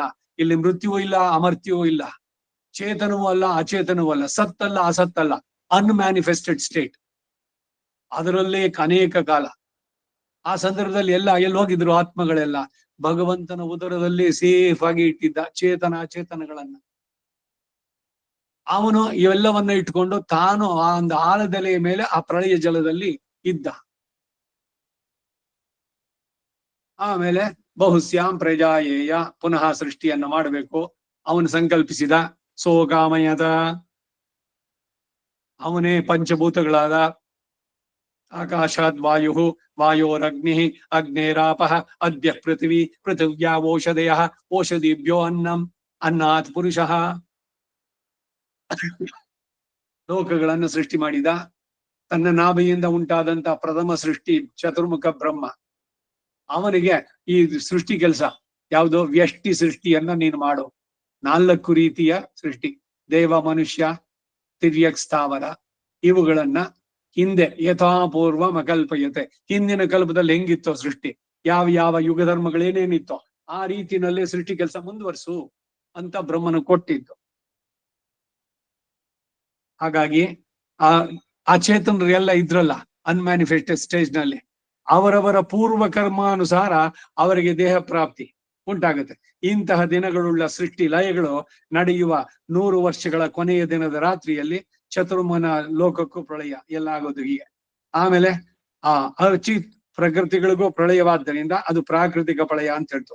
ಈ ಬ್ರಹ್ಮನಿಗೆ ಮೋಕ್ಷ ಉಂಟಾಗಿ ಬೇರೆ ಚತುರ್ಮುಖನು ಸೃಷ್ಟಿಯ ಅಧಿಕಾರವನ್ನು ವಹಿಸ್ತಾನೆ. 5 ವರ್ಷದ ಗೋರ್ಮೆಂಟ್ ಮುಗಿಯಿತು, ಆಮೇಲೆ ಎಲೆಕ್ಷನ್ ಆಯ್ತು, ಇನ್ನೊಬ್ಬ ಬಂದ ಚೀಫ್ ಮಿನಿಸ್ಟರ್ ಪೊಸಿಷನ್ ಶಾಶ್ವತ, ಆದ್ರೆ ಅಲ್ಲಿ ಕೂತ್ಕೊಳ್ಳೋನಿದ್ದಲ್ಲ ಒಬ್ಬೊಬ್ಬನು ಬೇರೆ, ಯಾವ ಪಕ್ಷದವನು ಬರ್ತಾನೋ, ಯಾವನೋ ಯಾರನ್ನ ಅಲ್ಲಿಗೆ ಎಲೆಕ್ಟ್ ಮಾಡಿ ಇಡ್ತಾರೋ ಅವನು ಬರ್ತಾನೆ. ಈ ಬ್ರಹ್ಮನಿಗೆ ಮೋಕ್ಷ ಉಂಟಾಗಿ ಬೇರೆ ಚತುರ್ಮುಖ ಸೃಷ್ಟಿಕಾರ್ಯವನ್ನು ವಹಿಸ್ತಾನೆ. ಪರಮಪುರುಷನು ಮೊದಲು ಸಮಷ್ಟಿ ಸೃಷ್ಟಿಯನ್ನ ನಡೆಸಿ ವ್ಯಷ್ಟಿ ಸೃಷ್ಟಿಯನ್ನ ಚತುರ್ಮುಖನ ಮೂಲಕ ನಡೆಸ್ತಾನೆ. ಈ ವಿಷಯವನ್ನೆಲ್ಲ ಭಾಗವತ ಮೊದಲಾದ ಗ್ರಂಥಗಳಿಂದ ತಿಳಿಬಹುದು. ಎಲ್ಲ ವಿವರವಾಗಿ ಹೇಳ್ತಾರೆ. ಸೃಷ್ಟಿಯ ಕ್ರಮ ಎಲ್ಲ ಭಾಗವತದಲ್ಲೂ ಕೂಡ ಬರುತ್ತೆ, ಒಂದ್ರಲ್ಲೇ ಅಲ್ಲ ಅನೇಕ ಕಡೆಯಲ್ಲಿ ಹೇಳುವಂತ ಉಪನಿಷತ್ತುಗಳು ಹೇಳುತ್ತವೆ. ಮುಂದಿನ ಶ್ಲೋಕ 20, 21, 5, 25 ಆಯ್ತು. 28ನೇ ಶ್ಲೋಕ ಮುಗಿಸ್ಬೋಣ ಇವತ್ತು ಈ ಸಂಗ್ರಹಾರ್ಥ. 20, 21ರಲ್ಲಿ ಹೀಗೆ ಐಶ್ವರ್ಯಾರ್ಥಿಗೆ ಪುನರಾವೃತ್ತಿ ಉಂಟು ಅಂತ ತಿಳಿಸಿ, ಜ್ಞಾನಿಗೆ ಹೇಗೆ ಅದು ಅಪುನರಾವೃತ್ತಿಯೋ ಹಾಗೆ ಜಿಜ್ಞಾಸಿಗೂ ಅಪುನರಾವೃತ್ತಿ ಅಂತ ಹೇಳ್ತಾರೆ. ಅಂದ್ರೆ ಐಶ್ವರ್ಯಾರ್ಥಿಗಳಿಗೆ ಮತ್ತೆ ಹುಟ್ಟುಂಟು, ಯಾಕೆಂದ್ರೆ ಅವ್ರು ಭೋಗ ಐಶ್ವರ್ಯವನ್ನು ಬಯಸಿದ್ದು. ಜ್ಞಾನಿನೋ ಜಿಜ್ಞಾಸುವೋ ಅವರಿಗೆ ಮರು ಹುಟ್ಟಿಲ್ಲ, ಅದನ್ನು ಹೇಳ್ತಾ ಇದ್ದಾರೆ ಇಲ್ಲಿ. ಅವ್ಯಕ್ತ ಶಬ್ದದಿಂದ ಹೇಳಲ್ಪಡುವಂತಹ ಜಡ ಪ್ರಕೃತಿಗಿಂತಲೂ ಜ್ಞಾನ ಸ್ವರೂಪ ಗುಣಗಳಿಂದ ಶ್ರೇಷ್ಠನಾಗಿದ್ದ ಎಂದು ಹಿಂದೆಯೇ ಹೇಳಲ್ಪಟ್ಟಂತಹ ಪರಾ ಪ್ರಕೃತಿಯಾದ ಜೀವಾತ್ಮನು ಆತನೊಂದಿಗೆ ಸೇರಿಕೊಂಡಿರುವ ಶರೀರರೂಪ ಪ್ರಕೃತಿಯು ಸ್ವರೂಪ ಪರಿಣಾಮವನ್ನ ಹೊಂದಿದ್ರೂ ಕೂಡ ಸ್ವರೂಪ ಪರಿಣಾಮವನ್ನ ಹೊಂದದೆ ನಿತ್ಯವಾಗಿ ಕಣ್ಣಿಗೆ ಕಾಣದೇ ಇರೋದ್ರಿಂದ ಅಕ್ಷರ ಅವ್ಯಕ್ತ ಶಬ್ದಗಳಿಂದ ಹೇಳಿದ್ದು ಯಾರಿಗೆ? ಆತ್ಮನಿಗೆ. ಇವನ ಶರೀರ ಮಗುವಾಗಿದ್ದಾಗ ಚಿಕ್ಕದಾಗಿತ್ತು, ಆಮೇಲೆ ದೊಡ್ಡದಾಗಿ ಬರದ 6 ಅಡಿ, ಆಮೇಲೆ ಬೆನ್ನು ಬಾಗ್ತು, ಕುಗ್ಗಿದ ಮೂಳೆ ಶರೀರ ಒಂದ್ ದಿವಸ ಹೋಯ್ತು. ಶರೀರಕ್ಕೆ ಸ್ವರೂಪದಲ್ಲೇ ಬದಲಾವಣೆ ಉಂಟಾಗಿದ್ದು. ಆತ್ಮನಿಗೆ ಆತ್ಮನ ಸ್ವರೂಪ ಮಗುವಾಗಿದ್ದಾಗ್ಲೂ ಅದು ಅಣುವೇನೆ. ಇವನು ವಯಸ್ಸಾಗಿ ಇವನ ಪ್ರಾಣ ಬಿಡ್ತಾನೆ ಅನ್ಬೇಕಾದ್ರೂ ಅದು ಅಣುವೆ, ಅದರ ಸ್ವರೂಪದಲ್ಲಿ ಏನು ವ್ಯತ್ಯಾಸ ಇಲ್ಲ. ತನಗೆ ಮಾತ್ರವೇ ಅಹಂ ಅಹಂ ಎಂದು ವೇದ್ಯವಾಗುವ ಇಂತಹ ಪ್ರಕೃತಿ ವಿಯುಕ್ತ, ಪ್ರಕೃತಿಯಿಂದ ಬಿಡಲ್ಪಟ್ಟಂತ ಪರಿಶುದ್ಧ ಆತ್ಮ ಸ್ವರೂಪವೇ ಜಿಜ್ಞಾಸು ಅಪೇಕ್ಷಿಸುವಂತ ಪ್ರಾಪ್ಯ. ಆತ್ಮ ಸಾಕ್ಷಾತ್ಕಾರ, ಆತ್ಮ ದರ್ಶನ ಅಂದ್ರೆ ಇಷ್ಟೇನೆ. ಅಂತಹ ಅವಸ್ಥೆಯನ್ನು ಹೊಂದಿದ ಕೇವಲನು ಪುನಃ ಪ್ರಕೃತಿಯ ಸಂಬಂಧವನ್ನು ಹೊಂದೋದಿಲ್ಲ. ಅಂತಹ ಜ್ಞಾನಗೀರ್ತಿಯುಳ್ಳ ಆತ್ಮವರ್ಗ ಎಲ್ಲ ನನ್ನ ಶ್ರೇಷ್ಠವಾದ ನಿಯಾಮ್ಯ ವರ್ಗ, ನನ್ನಲ್ಲಿ ಸೇರ್ತಾನ ಅವನು. ಜಿಜ್ಞಾಸು ಜ್ಞಾನಿ, ಇನ್ ಮಿಕ್ಕಿಯವರು ಮತ್ತೆ ಮತ್ತೆ ಕೊಡ್ತಾರೆ. 22ನೇ ಶ್ಲೋಕ. ಜ್ಞಾನಿಯು ಪ್ರಾಪ್ಯವಾದರೂ ಕೇವಲ ಪ್ರಾಪ್ಯಕ್ಕಿಂತ ವಿಲಕ್ಷಣವಾದದ್ದು ಎಂದು ತಿಳಿಸ್ತಾರೆ. ಜ್ಞಾನಿಗೂ ಜಿಜ್ಞಾಸಿಗೂ ಡಿಫರೆನ್ಸ್. ಯಾವ ಪುರುಷೋತ್ತಮ ಎನಿಸಿದ ಸರ್ವೇಶ್ವರನು ಎಲ್ಲ ಪ್ರಾಣಿ ವರ್ಗಕ್ಕೂ ಅಂತರಾತ್ಮನಾಗಿ ಎಲ್ಲ ಚಿತ್ತಗಳನ್ನ ವ್ಯಾಪಿಸಿದ್ದಾನೋ ಅಂತವನು, ಹೇ ಅರ್ಜುನನೇ, ಇತರ ಸಾಧನಗಳನ್ನ ಅನ್ಯ ದೇವತೆಗಳನ್ನ ಪರಿಗಣಿಸದೆ ಪರಮೈಕಾಂತಿ ರೂಪವಾದ ಭಕ್ತಿಯಿಂದ, ಪರಭಕ್ತಿ ಪರಜ್ಞಾನ ಪರಮ ಭಕ್ತಿಯೈಕ ಸ್ವಭಾವ ಮಾಂ ಕುರುಶ್ವ ಅಂತ ರಾಮಾನುಜರು ಪ್ರಾರ್ಥನೆ ಗದ್ಯದಲ್ಲಿ. ಪರಮ ಏಕಾಂತ ರೂಪವಾದ ಭಕ್ತಿಯಿಂದ ಉಪಾಸಿಸುವ ಜ್ಞಾನಿಯಿಂದ ಆತನ ಭಕ್ತಿಯಿಂದ ಪ್ರೀತನಾಗಿ ಅವನಿಗೆ ಭಗವಂತ ಲಭ್ಯನಾಗ್ತಾನೆ ಜ್ಞಾನಿಗೆ. 23ನೇ ಶ್ಲೋಕ. ಈ 4 ವಿಧವಾದ ಅಧಿಕಾರಿಗಳು ಅರ್ಥಾರ್ಥಿ ಜಿಜ್ಞಾಸು ಜ್ಞಾನಿ ದೇಹ ಅವಸಾನ ನಂತರ ಪ್ರಾಪ್ತವಾಗುವ ಮಾರ್ಗಗಳು ಯಾವುದು ಅನ್ನೋದು ಹೇಳ್ತಾ ಇದೆ. ಅಂದ್ರೆ ಅರ್ಚಿರಾದಿ ಧೂಮಾದಿ ಗತಿ, ಉಪನಿಷತ್ತಿನಲ್ಲಿ ಹೇಳೋ ಮಾತನ್ನು ಇಲ್ಲೂ ಹೇಳ್ತಾ ಇದ್ದಾನೆ. ಜಿಜ್ಞಾಸು ಜ್ಞಾನಿಗಳಿಗೆ ಅರ್ಚಿರಾದಿ ಅಥವಾ ದೇವಯಾನ, ಅರ್ಥಾರ್ಥಿಗಳಿಗೆ ಧೂಮಾದಿ ಮಾರ್ಗ ಅಥವಾ ಪಿತೃಯಾನ ಅಂತ ಹೇಳಿದ್ರು. ಈ 4 ವಿಧವಾದ ಭಕ್ತಿ ಯೋಗ ನಿಷ್ಠರಲ್ಲಿ ಯಾರಿಗೆ ಯಾವ ಮಾರ್ಗದಲ್ಲಿ ಹೋಗೋದರಿಂದ ಅಪುನರಾವೃತ್ತಿಯೋ ರೀಬರ್ತು, ಅಂದ್ರೆ ಹಿಂತಿರುಗಿ ಬಂದು ಜನ್ಮ ಎತ್ತದೆ ಮೋಕ್ಷ. ಅಪುನರಾವೃತ್ತಿ, ಪುನರಾವೃತ್ತಿ ಅಂದ್ರೆ ರೀಬರ್ತು, ಇದು ಇಲ್ದಲೇ ಇರೋದು. ಇನ್ನೊಂದು ಹುಟ್ಟು ಅನ್ನೋದಿಲ್ಲ ಅವರಿಗೆ. ಅವರು ಹೊಟ್ಟೋದ್ರು ಸೂರ್ಯ ಮಂಡಲದಿಂದ ನೇರ ವೈಕುಂಠಕ್ಕೆ ಹೋದ್ರು, ವಾಪಸ್ ಬರೋಲ್ಲ ಅವರು. ಮನೆಯಿಂದ ಹೊರಟ್ರೆ ನಾ ಹೋಗ್ತೀನಿ ಅಂತ ಹೇಳ್ಬೇಡ್ವಾ, ಹೋಗ್ಬರ್ತೀನಿ ಅಂತ ಹೇಳೋ. ಹಾಗೆ ಈ ಶರೀರ ಬಿಟ್ಟಾರ ಎಲ್ರಿಗೂ ಹೋಗ್ತೀನಿ ಅಂತ ಹೇಳ್ಬೇಕೆ ಹೊರತು ಹೋಗ್ ಬರ್ತೀನಿ ಅಂತ ಹೇಳ್ಬಾರ್ದು. ಮತ್ತೆ ಬೇಡ ಬರೋದು ಇಲ್ಲಿಗೆ. ಇನಿಪ್ಪಿರವಿ ಯಾನ್ ವೇಂಡೇನ್.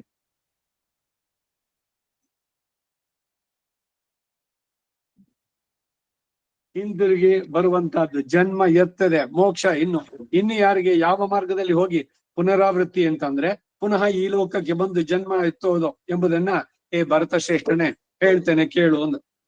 24ನೇ ಶ್ಲೋಕ. ತೇಜೋಮಯವಾದ ಅರ್ಚಿಸ್ ಎಂಬ ದೇವತೆ, ಅಹಸ್ಸಿಗೆ ಅಭಿಮಾನಿ ದೇವತೆ, ದಿನಕ್ಕೆ ಮುಕ್ತೋರ್ಚಿತ್ ದಿನಪೂರ್ವ ಪಕ್ಷ ಷಡುದಂ ಮಾಸಾಬ್ದ ಮಾತಾಂಶುಮತ್ ಗ್ಲವ್ವಿದ್ಯದ್ ವರುಣೇಂದ್ರ ದಾತೃಮಯಿತಃ ಸೀಮಂತ ಸಿಂಧ್ವಾಪ್ಲುತಃ ಶ್ರೀ ವೈಕುಂಠ ಸಮುಪೇತ್ಯ ನಿತ್ಯಮಜಣಂ ತಸ್ಮಿನ್ ಪರಬ್ರಹ್ಮಣಃ ಸಾಯುಜ್ಯಂ ಸಮವಾಪ್ಯನನ್ನದಿನಮಂ ತೇನೈವ ಧನ್ಯಃ ಪುಮಾನ್ ತೇನೈವ ಧನ್ಯಃ ಪುಮಾನ್. ಒಂದೊಂದಕ್ಕೂ ಅಭಿಮಾನಿ ದೇವತೆಗಳು.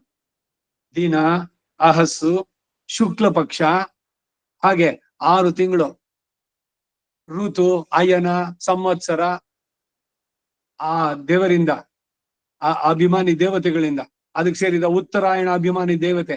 ಇಂತಹ ಕಾಲಾಭಿಮಾನಿ ದೇವತೆಗಳು ಕಾದಿರುವ ಮಾರ್ಗದಲ್ಲಿ ಹೋಗುವಂತಹ ಜಿಜ್ಞಾಸುವ ಜ್ಞಾನಿಯು ಪರಬ್ರಹ್ಮನನ್ನು ಕುರಿತು ದಿವ್ಯ ವೈಕುಂಠಕ್ಕೆ ಹೋಗಿ ಸೇರೋದ್ರಿಂದ ಅವರಿಗೆ ಪುನರಾವೃತ್ತಿ ಇಲ್ಲ, ಪುನರ್ಜನ್ಮ ಇಲ್ಲ. ಹೀಗೆ 12 ಮಾರ್ಗ ತೋರಿಸುವ ದೇವತೆಗಳಾದ ಆತಿವಾಹಿಕರು ಮಾರ್ಗವಾಗಿ ಇವರು ಹೋಗ್ತಾರೆ. 12 ಜನ ಸಿಗ್ತಾರೆ ಇವರಿಗೆ. ನೋಡಿ, ಎಲ್ಲ ಲೆಕ್ಕ ಹಾಕ್ಬಿಟ್ಟಿದ್ದಾರೆ ಯಾರ್ಯಾರು ಸಿಗ್ತಾರೆ ಅಂತ.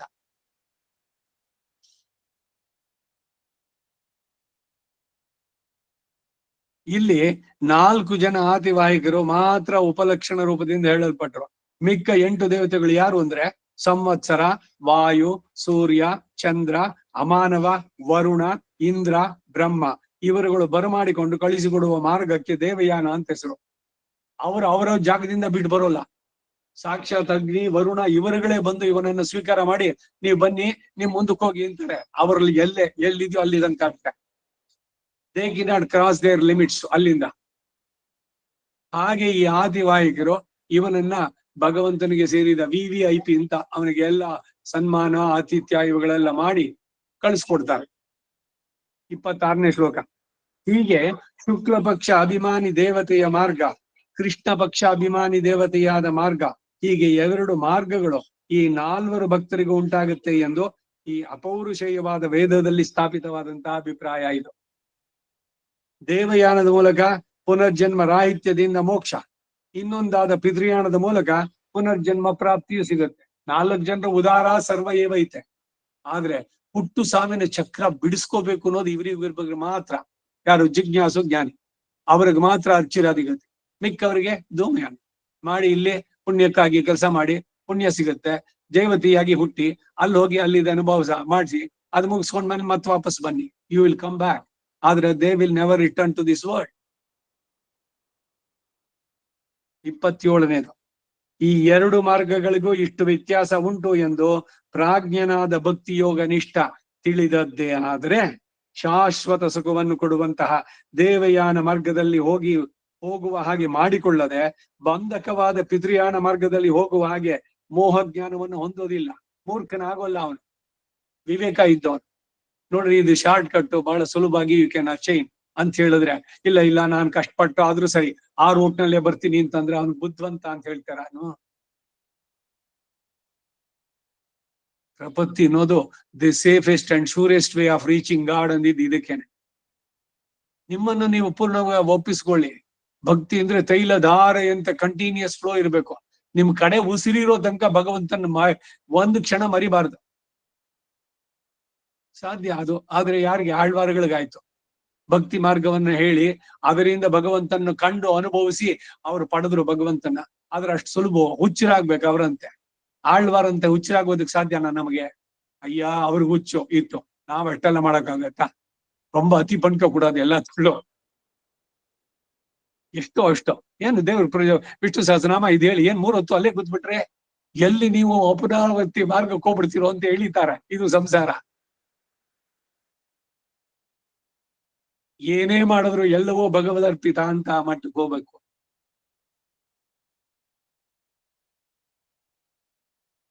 ಅದರಿಂದ ಅರ್ಜುನನೇ, ನಿನಗೆ ಸಾಧ್ಯವಾದ ಕಾಲಗಳಲ್ಲೆಲ್ಲ ನನ್ನನ್ನೇ ಧ್ಯಾನಿಸುತ್ತಾ ಉಪಾಸನೆ ಮಾಡುತ್ತಾ ಜ್ಞಾನಿಯಾಗಲು ಪ್ರಯತ್ನಿಸು. ಅಜ್ಞಾನಿ ಅಂದ್ರೆ ಅವನು ಯಾರು?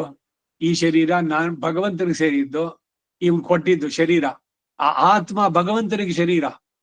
ಸೊ ಅದರಿಂದ ನನಗೆ ಯಾವ ಸ್ವಂತ ಸಪರೇಟು, ನನಗೆ ವೈಯಕ್ತಿಕವಾಗಿ ಅದಿಲ್ಲವೇ ಇಲ್ಲ. ಇಲ್ಲಿ ಎಲ್ಲ ಅವನಿಗೆ, ಮಾಡೋದೆಲ್ಲ ಅವನಿಗೆ. ಆ ಭಾವ ಅದನ್ನ ಉಂಟಾಗಿಸ್ಕೊಳ್ಬೇಕು. ಕಡೆಯ ಶ್ಲೋಕ 28. ಆರ್ತನು ಅರ್ಥಾರ್ಥಿಯಾಗಿ ಅವರ ಮನೋರಥ ಪ್ರಾಪ್ತಿಗಾಗಿ ವೇದಾಧ್ಯಯನ, ಯಜ್ಞ, ದಾನ, ತಪಸ್ಸು ಮೊದಲಾದವುಗಳ ಅನುಷ್ಠಾನದಿಂದ ಉಂಟಾಗುವ ಯಾವ ಯಾವ ಶ್ರೇಯಸ್ಸುಗಳುಂಟೋ ಅವೆಲ್ಲವೂ ಅಲ್ಪ ಅಸ್ಥಿರಗಳಾದ್ದರಿಂದ ಅವುಗಳನ್ನೆಲ್ಲ ತ್ಯಜಿಸಿ ಜ್ಞಾನಿಯಾಗಿ ಭಕ್ತಿಯೋಗವನ್ನು ಅನುಷ್ಠಿಸೋದರಿಂದ ಉಂಟಾಗುವ ಶಾಶ್ವತವಾದ ಶ್ರೇಯಸ್ಸಾದರೂ ನಿರತಿಶಯವಾದ್ದರಿಂದ ಹಿಂದೆ ಹೇಳಿದ ಶ್ರೇಯಸ್ಸುಗಳಿಗೂ ಮೇಲಾದದ್ದು. ಆದ್ದರಿಂದ ಆ ಜ್ಞಾನಿಯಾದ ಭಕ್ತಿಯೋಗ ನಿಷ್ಠನು ಅನಾದಿಯಾಗಿ ಸೃಷ್ಟಿ ಸ್ಥಿತಿ ಲಯಾದಿಗಳಿಗೆ ಸಿಕ್ಕದೆ ಸರ್ವೋತ್ಕೃಷ್ಟವಾದ ದಿವ್ಯ ವೈಕುಂಠವನ್ನ ದೇವಯಾನದ ಮೂಲಕ ಅರ್ಚಿರಾದಿಗತಿಯಿಂದ ಪಡಿತಾನೆ. ಪುಣ್ಯಕ್ಕಾಗಿ ಪುಣ್ಯ ಬರ್ಲಿ ಅಂತ ಯಾವ್ದನ್ನು ಮಾಡೋದು ಬೇಡ. ಹಾಗಾದ್ರೆ ಯಜ್ಞಯಾಗ ಎಲ್ಲ ಬಿಟ್ಬೋಣ. ಯಜ್ಞಯಾಗಗಳೆಲ್ಲ ಭಗವದರ್ಪಿತವಾಗಿ ಸ್ಮೃತಿಗಳಲ್ಲಿ ಹೇಳಿದ್ದು ಅವರವರ ಧರ್ಮ. ಪುರುಷನಿಗೆ ಯಾವ ಧರ್ಮ ಹೇಳಿದ್ಯೋ ಅದು, ಸ್ತ್ರೀಯನಿಗೆ ಯಾರು ಹೇಳಿದ್ಯೋ ಅದನ್ನೇ ಶ್ರದ್ಧೆಯಿಂದ ನಡೆಸಿದ್ರೆ, ಅಯ್ಯೋ ನಾನು ಅದಾಗ್ಬೇಕಾಗಿತ್ತು, ನಾನು ಅದನ್ನ ಮಾಡ್ಬೇಕಾಗಿತ್ತು, ಹುಚ್ಚುತನಗಳೆಲ್ಲ ಬೇಡ. ಪುರುಷ ಪುರುಷನಾಗಿರ್ಲಿ, ಸ್ತ್ರೀ ಸ್ತ್ರೀಯಾಗಿ ಆ ಧರ್ಮವನ್ನು ಪಾಲಿಸ್ಲಿ ಮೊದಲು. ಹೀಗೆ ನಡೆಸಿದ್ದೆ ಆದ್ರೆ ನೀವು ಪುರುಷನೋ ಸ್ತ್ರೀನೋ, ಇಲ್ಲಿ ಅಧ್ಯಾತ್ಮದಲ್ಲಿ ಭಗವಂತನ ಪಡಿಬೇಕಾದ್ರೆ ಬರೀ ಜೀವಾತ್ಮ ಹೇಳ್ತಾ ಇರೋದು. No segregation, irrespective of caste, creed, sex ಎಲ್ಲ ಹೇಳ್ತಾ ಇರೋದ. ರಾಮಾನುಜರು ದೊಡ್ಡ ರಿಫಾರ್ಮ್ ಮಾಡ್ಬಿಟ್ರು. ಏನ್ ಮಾಡಿದ್ರು? ಮತ್ ಯಾಕೆ ಬರೆದ್ರು ಶ್ರೀಭಾಷ್ಯದಲ್ಲಿ? ಎಲ್ಲರೂ ಕೂಡ ನಿತ್ಯ ನೈಮಿತ್ತಿಕ ಅವರವರಿಗೆ ವಹಿಸಿದವಾದಂತಹ ಕರ್ಮಗಳನ್ನ ಅವಶ್ಯವಾಗಿ ನಡೆಸಲೇಬೇಕು ಅಂತ. ಜಾತಿ ಪದ್ಧತಿ ತೆಗೆದುಬೋಣ, ಇನ್ನೊಂದಷ್ಟು ಹೊಸ ಜಾತಿಗಳನ್ನ ಮಾಡೋಣ. ಏನೇನೋ ವಿಕೃತವಾಗಿ ಏನೇನೋ ಭಾಷ್ಯಗಳು, ಎಲ್ಲಾರು ಹೆಣ್ಣಿಗೆ ತುಂಬಾ ಅನ್ಯಾಯ ಆಗಿದೆ, ಅದಕ್ಕಾಗಿ ಎಲ್ಲರೂ ಎದ್ದೇಳ್ಬೇಕು. ಎಲ್ಲ ಮೊದಲೇ ಕೋತಿಗೆ ಕಳ್ಳು ಕುಡಿಸಿದಂತೆ ಅಂತ. ಸ್ವಾತಂತ್ರ್ಯದ ಕಾನ್ಸೆಪ್ಟು, ಇಂಡಿಪೆಂಡೆನ್ಸು, ಈಕ್ವಾಲಿಟಿ, ಹುಚ್ಚುತನಗಳನ್ನೆಲ್ಲ ಬಿಟ್ಟು ಪುರುಷ ಧರ್ಮ ಏನಿದೆಯೋ ಅವನ ಲಿಮಿಟ್ಸ್ ದಾಟದೆ ಸ್ತ್ರೀ ಆದವಳು ಅವಳಿಗೆ ಏನು ವಿಹಿತವಾಗಿದೆಯೋ ಭಗವಂತನನ್ನ ಪಡೆಯೋದಕ್ಕೆ ಸಾಧ್ಯವಾಗುತ್ತೆ. ಬಹಳ ಸುಂದರವಾಗಿ ಅಕ್ಷರ ಬ್ರಹ್ಮಯೋಗದಲ್ಲಿ 4 ವಿಧವಾದ ಭಕ್ತರು, 4 ಜನವೂ ಉದಾರಿಗಳು ಅಂತಾಳೆ. ಇಲ್ಲಿ ಕಡಿಮೆ ಹೆಚ್ಚು ಅಂತ ಹೇಳೋದೇ ಇಲ್ಲ. ಐಶ್ವರ್ಯಾರ್ಥಿಗಳಾದ್ರೆ ಪುನರ್ಜನ್ಮ ಉಂಟಾಗತ್ತೆ, ಜಿಜ್ಞಾಸುವೋ ಜ್ಞಾನಿಯೋ ಆದ್ರೆ ಮೋಕ್ಷ ಸಾಮ್ರಾಜ್ಯ ಉಂಟಾಗತ್ತೆ. ಕಾಯಿಸ್ ಈಸ್ ಯುವರ್ಸ್. ಅದರಿಂದ ಅರ್ಜುನ ಯೋಗಯುಕ್ತೋ ಭವಾರ್ಜುನ, ಯೋಗಿಯಾಗೋ, ಪೂರ್ಣವಾಗಿ ನಿನ್ನನ್ನ ನೀನು ಸಮರ್ಪಿಸಿ ಏನೇನ್ ಮಾಡ್ತೀವಿ ಎಲ್ಲ ಕೆಲಸ ಮಾಡೋ, ವರ್ಣಾಶ್ರಮ ಧರ್ಮಗಳನ್ನ ಶ್ರದ್ಧೆಯಿಂದ ಆಚರಿಸೋ, ಅದನ್ನ ನನಗೆ ಸಮರ್ಪಣೆ ಮಾಡು. ಪುಣ್ಯಕ್ಕಾಗಿ ಯಾವ ಕೆಲಸನೂ ಮಾಡ್ಬೇಡ, ನನ್ನನ್ನೇ ಪಡಿತೀಯಾ ಅಂತ ಹೇಳ್ತಾನೆ. ಇದು ಅಕ್ಷರ ಬ್ರಹ್ಮಯೋಗ 8ನೇ ಅಧ್ಯಾಯ. ಅಷ್ಟಮೈಷಿ ಸಮೇತ ಶ್ರೀಕೃಷ್ಣಾಯ ಪರಬ್ರಹ್ಮಣೇ ನಮಃ. ಅಥ ಶ್ರೀಮದ್ ಭಗವದ್ಗೀತಾಸು ಉಪನಿಷತ್ಸು ಬ್ರಹ್ಮ ವಿದ್ಯಾಯಾಂ ಯೋಗಶಾಸ್ತ್ರೇ ಶ್ರೀಕೃಷ್ಣಾರ್ಜುನ ಸಂವಾದೆ ರಾಜವಿದ್ಯಾ ರಾಜಗುಹ್ಯೋ ನಾಮ. ರಾಮಾನುಜರ ಸಂಪ್ರದಾಯದ ಪ್ರಕಾರ ಒಂದೊಂದು ಅಧ್ಯಾಯಕ್ಕೆ ಒಂದು ವಿಶೇಷವಾದಂತ ಬೇರೆ ಬೇರೆ ಹೆಸರಿದೆ. ಇನ್ಯಾರೋ ಏನೇನೋ ಬರೆದಿದ್ದಾರೆ, ಅದೆಲ್ಲ ಬೇಡ ನಮಗೆ. ಚೈತನ್ಯ ಪ್ರಭು ಬೇರೆ, ಚಿನ್ಮಯ ಮಿಷನ್ ಇದ್ರಲ್ಲಿ ಮಹಾತ್ಮ ಗಾಂಧಿ ಬರೆದ, ಇನ್ಯಾರೋ ಫ್ರೀಡಮ್ ಫೈಟರ್ಸ್ ಅವ್ರು ಬರ್ದಿದ್ದಿದೆ, ಗೋಖಲೆ ಬರ್ದಿದ್ದಿದೆ.